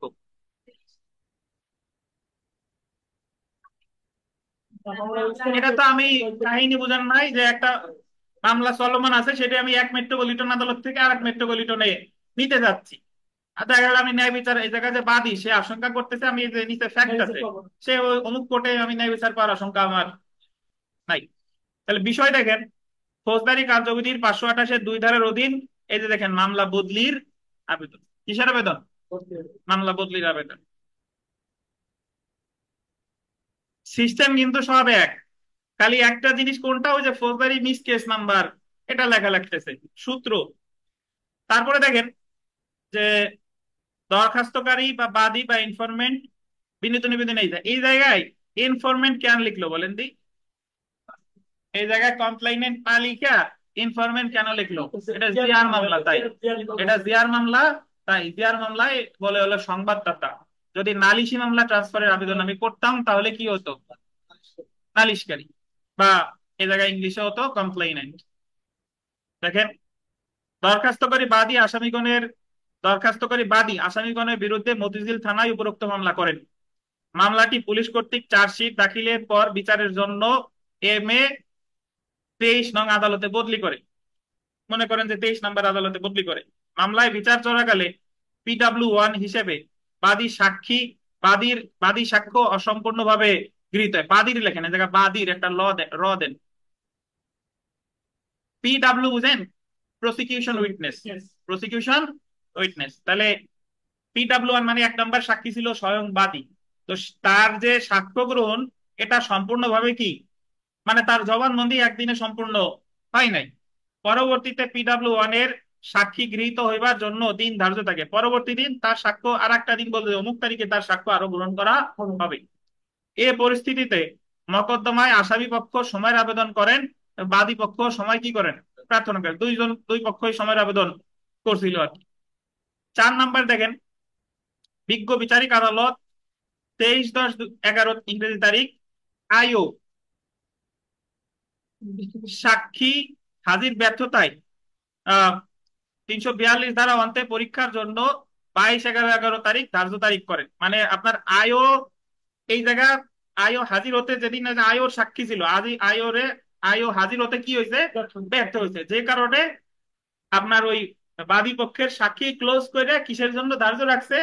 300 আসামি পরীক্ষার জন্য। 342 ধারা হলো অ্যাকচুয়ালি আপনার 342 ধারা হলো তখনই যায় যখন সকল সাক্ষীদের সাক্ষ্য গ্রহণ কি হয়ে যায়, শেষ হয়ে যায়। তো যদিও বাদ আয়ও হাজির হয় নাই, ঠিক আছে, বাট একজনের সাক্ষী কিন্তু অসম্পূর্ণ রয়েছে, কার? ওই যে পিডব্লিউ ওয়ান এর। জি, দেখেন এই দিন বাদী পিডব্লিউ ওয়ান এর জবানবন্দির জন্য হাজিরা দাখিল করলে, হাজিরা দাখিল করিলে পর বিজ্ঞ আদালত বলেন বাদীর জবানবন্দি দেওয়ার কোনো সুযোগ নাই। আদালত বলতেছে যে দেওয়ার, বাদীর আর এখন সাক্ষ্য নেওয়ার কোনো কি নাই, সুযোগ নাই। অদ্য আইও উপস্থিতি ব্যর্থতায় 342 ধারা কার্যক্রম হবে। আদালত বলতেছে যে এখন আর ওই পিডব্লিউ ওয়ান এর সাক্ষ্য গ্রহণের সুযোগ নাই, এখন 342 ধারা কার্যক্রম গ্রহণ করা হবে। বাদী পক্ষে যুক্তি দেখানো হয় যে বাদী বলতেছিল ওই মামলায় যে বাদীর সাক্ষ্য কি হয় নাই, সমাপ্ত হয় নাই এবং জেরাও হয় নাই। এই পরিস্থিতিতে 342 ধারা কার্যক্রম হওয়ার কি নাই, কোনো সুযোগ নাই। উপরন্তু আইও এর সমন জারি হইয়া আসে নাই এবং আইওর যে সমন সেটাও জারি হইয়া আসে নাই। এই প্রেক্ষাপটে বাদী পক্ষে পিডব্লিউ ওয়ান কে পুনঃ তলবে আবেদন করা হইলে বিজ্ঞ আদালত পিডব্লিউ ওয়ান এর পুনঃ তলবের বিষয়ে আসামি পক্ষের আইনজীবী 342-এর কার্যক্রম গ্রহণের দাবি জানান। মানে বাদী পক্ষ ওই পিডব্লিউ ওয়ান রে আবার পুনঃ তলবের সাক্ষী হিসেবে পুনঃ তলবের আবেদন করলে আসামি পক্ষের আইনজীবী বলে যে না, 342 হোক। অথচ অতি সঙ্গত কারণে পিডব্লিউ ওয়ান কে বিজ্ঞ আদালতে পুনঃ তলব করিতে পারতেন এবং যা বিজ্ঞ আদালতের বিবেচনামূলক ক্ষমতায় পর্যায়। এখন আপনি বলতে পারেন যে যেহেতু জিয়ার মামলা, এই মামলায় কিন্তু সকল বাদী যে সে কিন্তু প্রতি তারিখে তারিখে তার কিন্তু হাজির হওয়ার কোনো দরকার নাই, তারে সমন দিয়ে এটা ডাকার সুযোগ ছিল, কিন্তু আদালত বলছে না পিডব্লিউ ওয়ান এর আর নেওয়ার কোনো সুযোগ নাই। কিন্তু পিডব্লিউ ওয়ান এর কিন্তু জেরাও করা হয় নাই। আচ্ছা দেখেন, গত 22/11 ইংরেজি তারিখে বিজ্ঞ বিচারিক আদালতের কথাবার্তা সকলেই আসামিগণের সমর্থনে। এই যে দেখেন কথাবার্তা কার পক্ষে গেছে, আসামির, এবং বিজ্ঞ আদালতের কার্যক্রম মামলার বিচার পরিপন্থী। বিচার কার্যের প্রক্রিয়া অনুসরণ না করিয়া বিচার সম্পন্ন করলে বাদী পক্ষ ন্যায় বিচারের হইতে বঞ্চিত হবে বলিয়া বাদী আশঙ্কা করিতেছে। 6 নম্বর দেখেন, উপরোক্ত অবস্থা এবং কারণ অধীনে ন্যায় বিচারের স্বার্থে সূত্রে উল্লেখিত মামলাটি বিজ্ঞ এম এম জনাব আদালত এত হইতে উঠাইয়া আনাইন সূত্রে বিচারের জন্য অত্র আদালত কর্তৃক গ্রহণ কিংবা অন্য কোনো উপযুক্ত আদালতে প্রেরণ করা একান্ত আবশ্যক। এই যে দেখছেন, মানে বলতেছে যে আপনি নিজে বিচার করেন অথবা অন্য কোনো আদালতে পাঠান, অন্যথায় দরখাস্তকারী বাদীর চরম ক্ষতি হবে, ন্যায় বিচার হতে কি হবে, বঞ্চিত হবে। তাহলে বাকি অংশটুকু দেখেন, অতএব প্রার্থনা উপযুক্ত কারণাধীনে হুজুর আদালতে অত্র দরখাস্ত গ্রহণ করত, নথি তলবে অপরপক্ষকে জ্ঞাত করাইয়া শুনানির জন্য সংক্ষিপ্ত তারিখ ধার্যে উভয় পক্ষের উপস্থিতি শুনানি অন্তে বিজ্ঞ আদালত এত হতে সূত্রে উল্লিখিত মামলাটি তুলিয়া লইয়া নিষ্পত্তির জন্য হুজুর আদালত কর্তৃক গ্রহণ করার কিংবা কোনো উপযুক্ত আদালতে বদলি করার বিহিত আদেশ দানে এবং অত্র দরখাস্ত শুনানি না হওয়া পর্যন্ত বর্ণিত মামলা এত এর যাবতীয় কার্যক্রম স্থগিত রাখার আদেশ দিতে মর্জি হয়। আপনি এইভাবে লিখবেন যে অতএব উপরোক্ত কারাধান বিবেচনা করে উপরোক্ত ওই যে এই যে দরখাস্ত শুনানি করে অতি দ্রুত এই মামলাটা আপনি নিজে বিচার করেন অথবা অন্য কোনো আদালতে বদলি করে দেন, এবং যতদিন পর্যন্ত এটা না হচ্ছে ততদিন পর্যন্ত মামলার কার্যক্রম কি থাকবে, স্থগিত থাকবে। তাহলে দেখেন এই জায়গায় হলফনামা দেওয়া লাগবে। একটু আগেই আমরা পড়ছি বদলির দরখাস্তে কি দেওয়া লাগে, হলফনামা দেখি। তাহলে হলফনামা দিলে শেষ, এতটুকুই ঘটনা। হলফনামা দিলে শেষ। তাহলে আমার অন্যান্য দরখাস্তর সাথে এই দরখাস্তের পার্থক্য কি?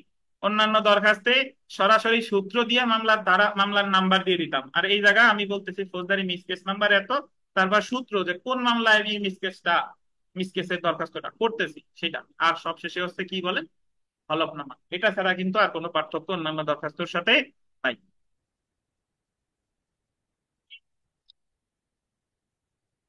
আমরা দেখেন 24 ক, আমাদের সাজেশনের যে 24 ক নাম্বার প্রশ্ন, এখানে একটা প্রশ্ন আছে, সেটা হচ্ছে যে এবার আপনারা সর্বশেষ যে লিখিত পরীক্ষা দিলেন, এই লিখিত পরীক্ষায় এই ফ্যাক্টটা এসেছে এবং এই ফ্যাক্টের উপরে আপনার একটা সিআর মামলা দায়ের করতে বলছে, নালিশ প্রস্তুত করতে বলছে। নালিশ দেখেন 23 নাম্বারও আছে, থাকবে না কেন, 23 তো আগে প্রশ্ন দিয়ে দিছি। সকল প্রশ্ন 23 নাম্বার আছে এর আগের লেকচারে। দেখেন আপনি তো দীর্ঘদিন বইয়ের বাইরে থাকলে আবার 23 খুঁজে পাইতেন। পরীক্ষা একটু পড়ালেখা একটু বাটা পড়ছে, জোয়ার আনতে হবে পড়ালেখা। দেখেন দেখেন আচ্ছা, তো আমরা 24 নাম্বারটা একটু ফ্যাক্টটা পড়ি। দেখেন নালিশি দরখাস্তের মোকাবেলা করুন। তো তার আগে 25/2/2023 তারিখ সকাল 10টায় এক্স তার বন্ধু পি কিউ আর এর সাথে স্থানীয় বাজারে যাওয়ার পথে সদর থানাধীন রাজাপুর নামক স্থানে অয়োজেড তাদেরকে আটক করে 30,000 টাকা চাঁদা দাবি করে। একটু কাহিনী বুঝেন। এই জায়গায় ঘটনার তারিখ কত? 15/2, মানে ফেব্রুয়ারির 15 তারিখ। কত কত সাল? 23 সাল। সকাল কয়টায়? 10টায়। কে কে যাচ্ছিল? এই জায়গায় যাচ্ছিল হচ্ছে এক্স। এক্স তার বন্ধু ছিল কে কে? পি কিউ ও আর। স্থানীয় বাজারে যাওয়ার পথে সদর থানাধীন রাজাপুর নামক স্থানে, যখন তারা যাচ্ছিল তখন রাজাপুর নামক স্থানে কে কে তারা আটক করে? অয় জেড। 30,000 টাকা চাঁদা দাবি করে। কয় হাজার টাকা? এবং আন্ডারলাইন করেন, প্রাণ নাশের হুমকি দেন।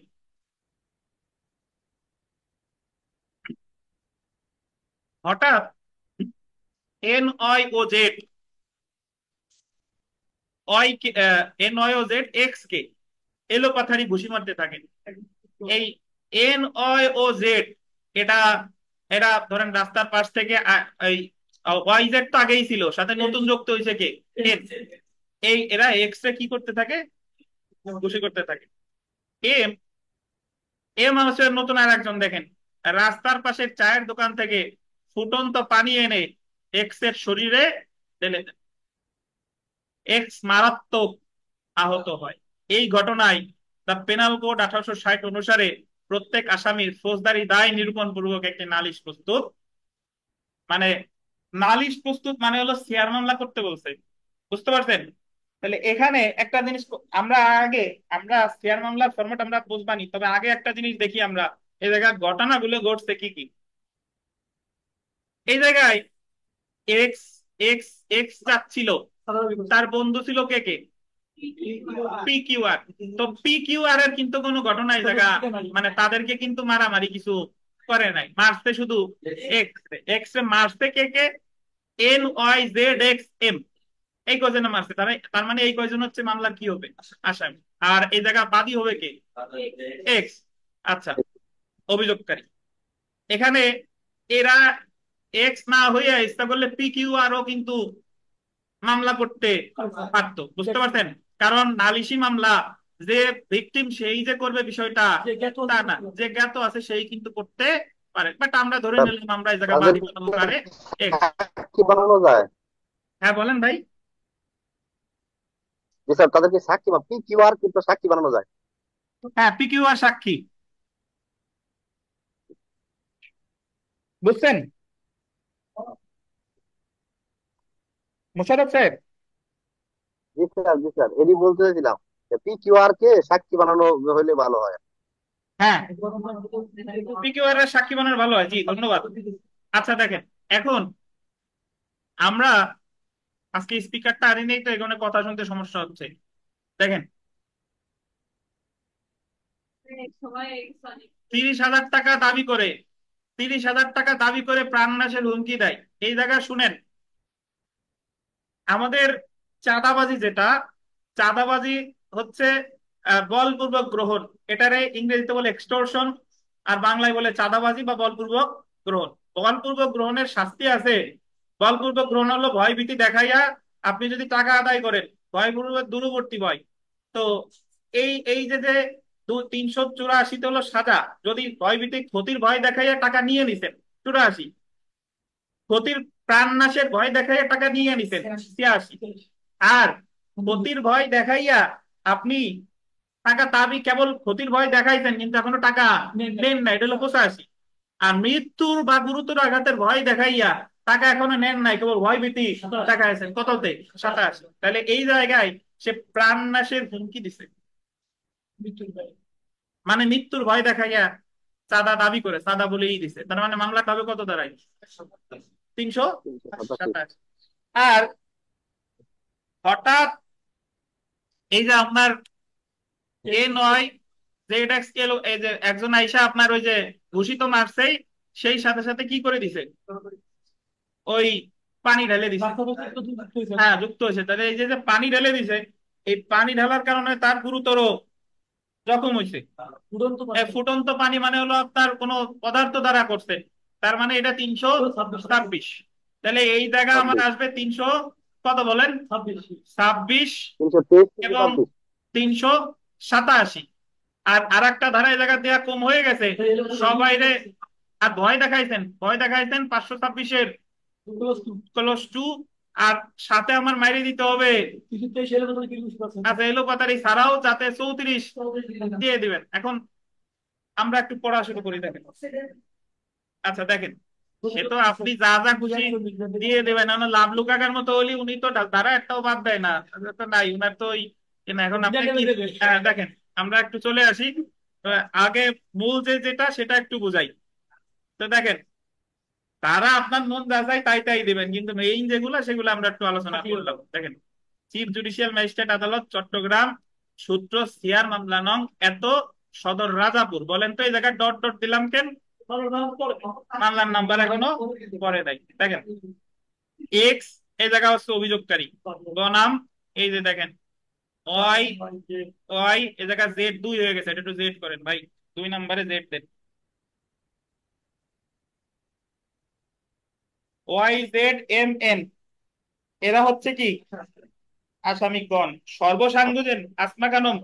সর্বসাং মানে বুঝেন, সাং বুঝেন, এলাকা ঠিকানা। সর্বসাং হচ্ছে মানে সবার ঠিকানা অমুক জায়গায়।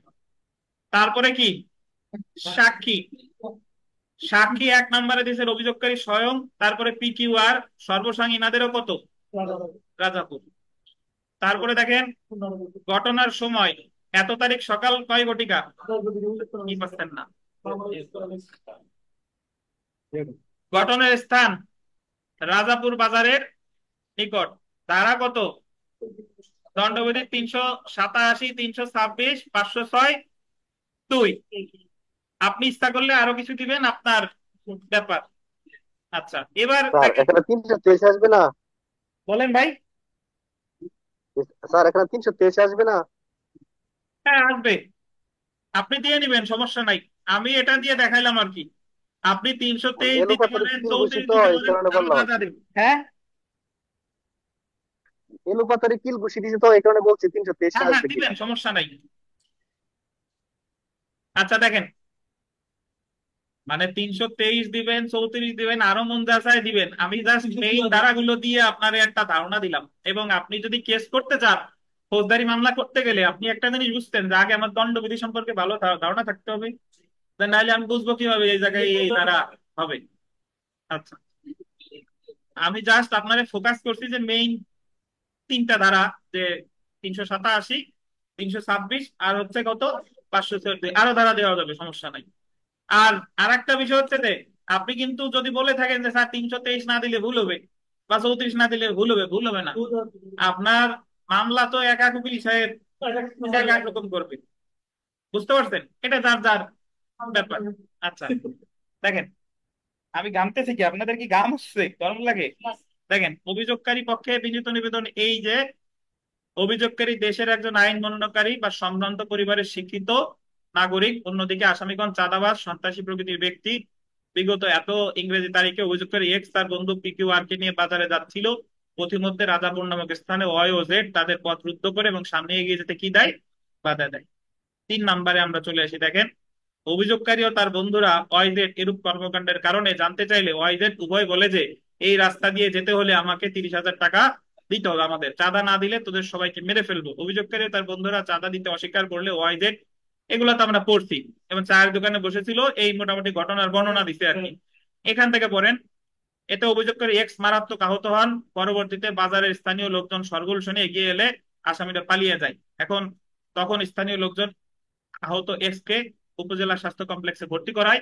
সেখানকার ডাক্তার এক্স কে চট্টগ্রাম মেডিকেল কলেজে কি করে, স্থানান্তর করে। এবং এনওয়াইজেড কিল ঘুষির ফলে এক্স এর নাক ভেঙে যায়, মাথার এক পাশে নীল ফোলা জখম হয়, ডান হাতের হাড় ভেঙে মারাত্মক আঘাতপ্রাপ্ত হন, ফুটন্ত গরমপানির কারণে আঘাতপ্রাপ্ত হন এবং শরীরে বিভিন্ন স্থানে ঝলসে যায়। এর ফলে এই ঘটনায় দণ্ডবিধির এত ধারা এত এত ধারা অপরাধ সংঘটিত হয়। অর্থাৎ বিজ্ঞ আদালতের নিকট বিনীত নিবেদন এই যে আইন ও ন্যায় বিচারের স্বার্থে আসামিগণের বিরুদ্ধে এই নালিশ গ্রহণ করত, আসামিগণের বিরুদ্ধে অপরাধ আমলে গ্রহণ করত, গ্রেফতারি পরোয়ানা জারি করত, আসামিগণকে উপযুক্ত দণ্ডে দণ্ডিত করতে বিহিত কি হয়, মর্জি হয়।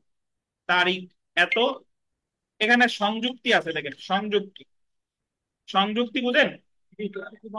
হ্যাঁ, আসসালামু আলাইকুম।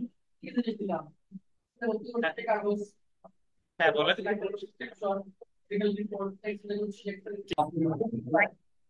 ধন্যবাদ। দেখেন ভাই, তাহলে এই যে যে আপনারা সংযুক্তি, সংযুক্তি মানে হচ্ছে আপনি এই নালিশি দরখাস্তের সাথে সাথে কি কি কাগজপত্র দাখিল করলেন, ফিরিস্তি আকারে দিতে হয়, ফিরিস্তি ফর্ম আছে আলাদা, সেই ফর্মে উল্লেখ করে দিতে হয়। এই জায়গায় যে দেখেন অভিযোগকারীর ফটোকপি, অভিযোগকারীর না, এটা গেল অভিযোগের, হ্যাঁ, এক ফর্দ, ডাক্তারের প্রেসক্রিপশন তিন ফর্দ, হ্যাঁ, মেডিকেল রিপোর্ট এক ফর্দ, আর আঘাতের কপি আট করতো, আটা সব কপি না, সরি ছবি, ছবি আট করতো। অভিযোগকারীর ফটোকপি না, অভিযোগের হবে। আচ্ছা, এখন আমরা আপনাদের জন্য দুইটা, এখানে দুইটা ইয়ে আছে, এটা আমাদের মানে সাজেশনে নাই, নমুনা আর কি, যে জিডি কিভাবে লিখতে হয় আর এজাহার কিভাবে লিখতে হয়। তো জিডি এইভাবেই লেখে যে আপনার অফিসার বরাবর অফিসার, অফিসার ইনচার্জ গোদ্দা থানা ডিএমপি ঢাকা, সাধারণ ডায়েরিভুক্ত করার জন্য আবেদন। আর এজাহার হইলে কি, এজাহার এই যে নিচে আসতেছে দেখেন, এজাহার হলে এজাহার দায়ের প্রসঙ্গে। তো জিডি সাধারণত আমি এখানে বিস্তারিত করতেছি না, আপনারা এটা বুঝেন। জিডি হয় সাধারণত কি কি, আমল অযোগ্য, আমল অযোগ্য ঘটনা। আর এফআইআর এজাহার হয় কি, আমলযোগ্য। এই যে যে আমি উপরে যে সিআর মামলাটা বললাম, এটাই যদি আপনি এইভাবে না লিখে এজাহার করতেন, সেম লেখা, কিন্তু এটা ধারা হইতো কি, নাম হইতো কি, এজাহার, কিন্তু ফরম্যাটটা জাস্ট আলাদা হইতো। জি। তো এটা বিস্তারিত পড়লাম না, আমরা একটু কোয়াশমেন্টে চলে যাই। দেখেন এটা পড়লে আমাদের আহ কোয়াশ, আমাদের যে ফৌজদারি কার্যবিধি, আমাদের সাজেশনের 25 নম্বর প্রশ্নটা, 25 নম্বর প্রশ্নে বলছে যে কোয়াশমেন্ট কি, এবং উদাহরণসহ সুপ্রিম কোর্টের হাইকোর্ট বিভাগের অন্তর্নিহিত ক্ষমতা সম্পর্কে আলোচনা করতে বলছে। তো কোয়াশমেন্ট আসলে কি দেখেন, কোয়াশমেন্টের বাংলা অর্থ হচ্ছে বাতিল। কি বলেন, বাতিল। তো এটা আসলে কি, এটা হচ্ছে যে যখন, তার আগে বলে নেওয়া দরকার যে ইনহেরেন্ট পাওয়ার কি। আমরা দেওয়ানি কার্যবিধিতে ইনহেরেন্ট পাওয়ার পড়ছি। ইনহেরেন্ট পাওয়ার হচ্ছে অন্তর্নিহিত ক্ষমতা। সাধারণত যখন কোনো আইনে প্রকাশ্য বিধান নাই, মানে কি করতে হবে আইনে ওই সম্পর্কে কিছুই বলা নাই, তাহলে সেই ক্ষেত্রে আদালত তার অন্তর্নিহিত ক্ষমতা প্রয়োগ করে থাকে। দেওয়ানি কার্যবিধিতে সকল আদালতের অন্তর্নিহিত ক্ষমতা আছে, সকল দেওয়ানি আদালতের, কিন্তু ফৌজদারি কার্যবিধিতে অন্তর্নিহিত ক্ষমতা আছে শুধুমাত্র কার, হাইকোর্ট বিভাগের, 561 ক ধারায়। এবং আপনারা যদি আমি একটা উদাহরণ দেই, যে ধরেন রিভিশন আদালত হিসেবে দায়রা জজ যখন কোনো সিদ্ধান্ত দেয়, সেই সিদ্ধান্তের বিরুদ্ধে আর কোনো প্রতিকার নাই, হাইকোর্ট বিভাগে দ্বিতীয় রিভিশন করা যায় না, তাহলে সেই ক্ষেত্রে করতে হবে কি, কোয়াশমেন্ট। আবার আপনাদের অন্যান্য যে সকল ক্ষেত্রে এমন কোন পরিস্থিতির উদ্ভব হলে যে ক্ষেত্রে কোনো প্রতিকার নাই, সেই ক্ষেত্রেই আপনার কোয়াশমেন্টের আবেদন করতে হবে, বা হাইকোর্ট বিভাগ 561 ক ধারায় তার এই সহযোগিতা ক্ষমতা প্রয়োগ করতে পারে। তাহলে আমরা একটু পড়ি, দেখেন কোয়াশমেন্ট বা বাতিল। 561 ক ধারায় বল দিবেন, তিনটি কারণে হাইকোর্ট বিভাগ অন্তর্নিহিত ক্ষমতা প্রয়োগ করে কোনো মামলার রায়, কার্যক্রম বা আদেশ বাতিল করতে পারে, তাই 561 ক ধারার অধীন প্রদত্ত আবেদনকে কোয়াশমেন্ট বলে। আইনের প্রতিষ্ঠিত নীতি নীতি অনুযায়ী কোনো মামলা বাতিল বা কোয়াশ করার জন্য হাইকোর্ট বিভাগ নিম্নোক্ত কারণ সমূহ বিবেচনায় নিয়ে থাকে। দেখেন যেখানে তথ্য এতটাই অসঙ্গত বা অযৌক্তিক যে স্বীকৃত তথ্য বা বিষয়গুলোর মাধ্যমে অভিযুক্তের বিরুদ্ধে মামলা দাঁড় করানো যাচ্ছে না, যে ক্ষেত্রে তর্কিত কার্যধারা শুরু করা হয় বা চলমান রাখা হয় আদালতের ক্ষমতার অপব্যবহার করে, আর যে ক্ষেত্রে কোনো কার্যধারা শুরু করা বা চলমান রাখার ক্ষেত্রে কোনো আইনগত বাধা নিষেধ আছে। আমরা একটু হাইকোর্ট বিভাগের অন্তর্নিহিত ক্ষমতা চলে আসি। দেখেন হাইকোর্ট বিভাগের অন্তর্নিহিত ক্ষমতা, আইন ও বিচার কার্যক্রমের উদ্দেশ্য ন্যায় বিচার প্রতিষ্ঠা করা। নির্দিষ্ট আইন ও বিধানের মাধ্যমে কোনো বিচার কার্য সম্পাদনের ক্ষেত্রে অনেক সীমাবদ্ধতা দেখা দেয়, যার ফলে প্রত্যাশিত ন্যায় বিচার প্রদান সম্ভব হয় না। আইন প্রণেতাগণ এই ধরনের ক্ষমতা থেকে বের হয়ে আসার জন্য ও ন্যায় বিচার নিশ্চিত করার জন্য আইনের সংশ্লিষ্ট কিছু বিধিবিধান প্রণয়ন করেন। মূলত এই ধরনের বিধানই হলো আদালতের কি ক্ষমতা, সহজাত ক্ষমতা। আদালতের অন্তর্নিহিত ক্ষমতা বলতে এমন ক্ষমতাকে বোঝায়, আন্ডারলাইন করবেন, যা আইনে সরাসরি বলা না হলেও আদালত সেই ক্ষমতা বলে ফলপ্রসূ উদ্দেশ্য অর্জনে তা প্রয়োগ করতে পারে। যখন ন্যায় বিচার পাওয়ার জন্য অন্য কোনো প্রতিকার পাওয়া যায় না, সাধারণত সেসব ক্ষেত্রে হাইকোর্ট বিভাগ সহজাত ক্ষমতা প্রয়োগ করা হয়। যদি অন্য কোনো প্রতিকার থাকে তখন এই ক্ষমতা প্রয়োগ করা যাবে না। এটি একটি অনন্য সাধারণ ক্ষমতা বা এক্সট্রাঅর্ডিনারি পাওয়ার। এই ক্ষমতা ন্যায় বিচারের সাথে অন্যান্য অনন্য সাধারণ পরিস্থিতিতে ব্যবহার করতে পারে। দেখেন, আমাদের এই ফৌজদারি কার্যবিধি ধারা 561 ক অনুসারে হাইকোর্ট বিভাগ অন্তর্নিহিত ক্ষমতা প্রয়োগ করতে পারে। 561 ক ধারা অনুসারে তিনটি ক্ষেত্রে, গোলদান, তিনটি ক্ষেত্রে হাইকোর্ট বিভাগ তার সহজাত বা অন্তর্নিহিত ক্ষমতা প্রয়োগ করতে পারে। এক, ফৌজদারি কার্যবিধির অধীন প্রদত্ত কোনো আদেশ কার্যকর করার জন্য, এটা আন্ডারলাইন করেন, আদেশ কার্যকর করার জন্য। আদেশ কার্যকর করে কেমনি, আমরা নিচে পড়বো, সমস্যা নাই। কোন আদালতের কার্যক্রমের অপব্যবহার রোধ করার জন্য, আন্ডারলাইন করবেন, অপব্যবহার রোধ করার জন্য। অন্য কোনো ভাবে ন্যায় বিচার নিশ্চিত করার জন্য। এই তিনটার একটু ব্যাখ্যা করছে নিচে। আমরা এক নাম্বারটা দেখি, দেখেন যে ফৌজদারি কার্যবিধির অধীন প্রদত্ত কোনো আদেশ কার্যকর করার জন্য, ফৌজদারি কার্যবিধির 561 ক ধারার অধীন প্রদত্ত কোনো আদেশ কার্যকর করার জন্য হাইকোর্ট অন্তর্নিহিত বা সহজাত ক্ষমতা প্রয়োগ করতে পারে। যদি দণ্ডাদেশ, আন্ডারলাইন করেন, মার্শাল ল আদালত দ্বারা দেয়া হয়। মার্শাল ল আদালত বুঝেন? সেনাবাহিনীর যে আদালত, সেটা আর কি, মার্শাল প্রোক্লামেশন বা রেগুলেশন দ্বারা গঠিত, সেক্ষেত্রে 561 ক ধারার অধীন সহজাত ক্ষমতা প্রয়োগ করতে পারবে না। অর্থাৎ মার্শাল ল কোনো সিদ্ধান্ত দিলে সেই সিদ্ধান্তের বিরুদ্ধে কি করা যাবে না, সহজাত ক্ষমতা প্রয়োগ করা যাবে না। অর্থাৎ মার্শাল রেগুলেশন দ্বারা গঠিত, মার্শাল আদালত দ্বারা কোনো আদেশ দেওয়া হলে হাইকোর্ট সহজাত ক্ষমতা প্রয়োগ করতে পারবে না। তাছাড়া আদালত কর্তৃক এজাহার এবং চার্জশিট গ্রহণের আগে, এটা আন্ডারলাইন করেন ভাই, এজাহার বা চার্জশিট গ্রহণের আগে 561 ক ধারার সুবিধা গ্রহণ করা যায় না। মানে আপনি এজাহার করার আগে বা চার্জশিট গ্রহণের আগে 561 ক ধারার কোনো আবেদন হাইকোর্ট বিভাগে করা যাবে না। আপনি এইভাবে চিন্তা করেন, ধরেন একজন ব্যক্তির বিরুদ্ধে একটা মামলা হয়েছে, শেয়ার মামলায়, শেয়ার মামলায় তারে অব্যাহতি দিয়ে দিছে। চুরির মামলায় ধরেন একজন ব্যক্তির অব্যাহতি দিয়ে দিছে, 2 দিন পরে আবার তার বিরুদ্ধে ওই একই বিষয় নিয়ে শেয়ার মামলা করছে। এখন তার তার বিরুদ্ধে কিন্তু নতুন মামলা হতেই পারে, কোনো সমস্যা নাই, কারণ অব্যাহতি তো আর 403-এর আন্ডারে পড়ে না। বুঝেন কিনা? অব্যাহতি খালাস হইলে না দ্বিতীয় মামলা করা যায় না, কিন্তু অব্যাহতি হইলে কি করা যায়, আবার কিন্তু তার বিরুদ্ধে আবার মামলা করা যায়। এখন তারে একবার অব্যাহতি দিয়া তারপরে আবার তার বিরুদ্ধে আবার জিয়ার মামলা করছে, এখন তার প্রতিকার কি? তার প্রতিকার হচ্ছে এই 561-এ কোয়াশমেন্টের আবেদন করা। কিন্তু কখন করবে? যখন জিয়ার মামলাটা কি হয়ে যাবে, চার্জশিটের আগে কিন্তু করতে পারবে না, করতে হবে কখন, চার্জশিটের পরে। যে এই ওনার আমার একবার কিন্তু এই মামলায় কি দিয়ে দিছে, অব্যাহতি দিয়ে দিতে, আবার সত্যতা করে এটা আমারে ফাঁসানো হয়েছে, বাট এটা করতে হবে কখন, চার্জশিটের পরে। তারপরে 2 নাম্বারটা দেখেন, কোন আদালতের কার্যক্রমের অপব্যবহার রোধ করতে, কোন আদালতের কার্যক্রমের অপব্যবহার রোধ প্রতিরোধ করার জন্য হাইকোর্ট 561 ক ধারার অধীনে তার অন্তর্নিহিত ক্ষমতা প্রয়োগ করতে পারে। আন্ডারলাইন করবেন, শহীদুর রহমান খাদেম বনাম রাষ্ট্র মামলায় অভিযুক্ত আবেদনকারীকে টাকা ডিপোজিট করার মাধ্যমে নির্ধারিত তারিখে জামিন দেওয়া হয়, যেটিকে হাইকোর্টের বিজ্ঞ বিচারক আইনে অনুমোদিত নয় বলে ঘোষণা দেন এবং সে আদালতের কার্যক্রমের অপব্যবহার বলে মন্তব্য বলে, অমুক তারিখে যদি এত টাকা আদালতে ডিপোজিট করেন তাহলে কি দেওয়া হবে, জামিন দেওয়া হবে। ধরেন 406 420-এর মামলায় বললো যে এত টাকা যদি আদালতে জমা দেন তাহলে আপনার জামিন দেওয়া হবে, বাট অ্যাকচুয়ালি ওরকম টাকা জমা দিয়ে জামিন দিবে এরকম কোনো বিধান কিন্তু নাই।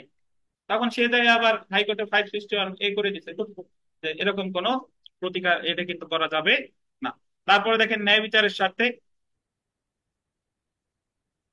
ন্যায় বিচারের স্বার্থে বা ন্যায় বিচার নিশ্চিত করার জন্য হাইকোর্ট বিভাগ ধারা 561 এর অধীন সহযোগিতা ক্ষমতা প্রয়োগ করতে পারে। অনেক সময় কোনো কোনো ক্ষেত্রে এমন পরিস্থিতি দেখা দিতে পারে যে ন্যায় বিচারের জন্য আদালতের কাছে অন্য কোনো বিকল্প উপায়, আন্ডারলাইন করেন, বা প্রতিকার নাই। যেমন হাইকোর্ট বিভাগ ন্যায় বিচারের স্বার্থে তার অন্তর্নিহিত ক্ষমতা প্রয়োগ করতে পারে। যেমন দায়রা জজ 439 ক ধারায় রিভিশন ক্ষমতা প্রয়োগে কোনো সিদ্ধান্ত দিলে উক্ত ক্ষেত্রে হাইকোর্ট বিভাগে দ্বিতীয় রিভিশন করা যায় না, কিন্তু হাইকোর্ট বিভাগে 561 ক ধারায় আবেদন করা যায়। আলোচনার পরিশেষে বলা যায় যে সহযোগিতা ক্ষমতা আদালতের একটি অনন্য সাধারণ ক্ষমতা।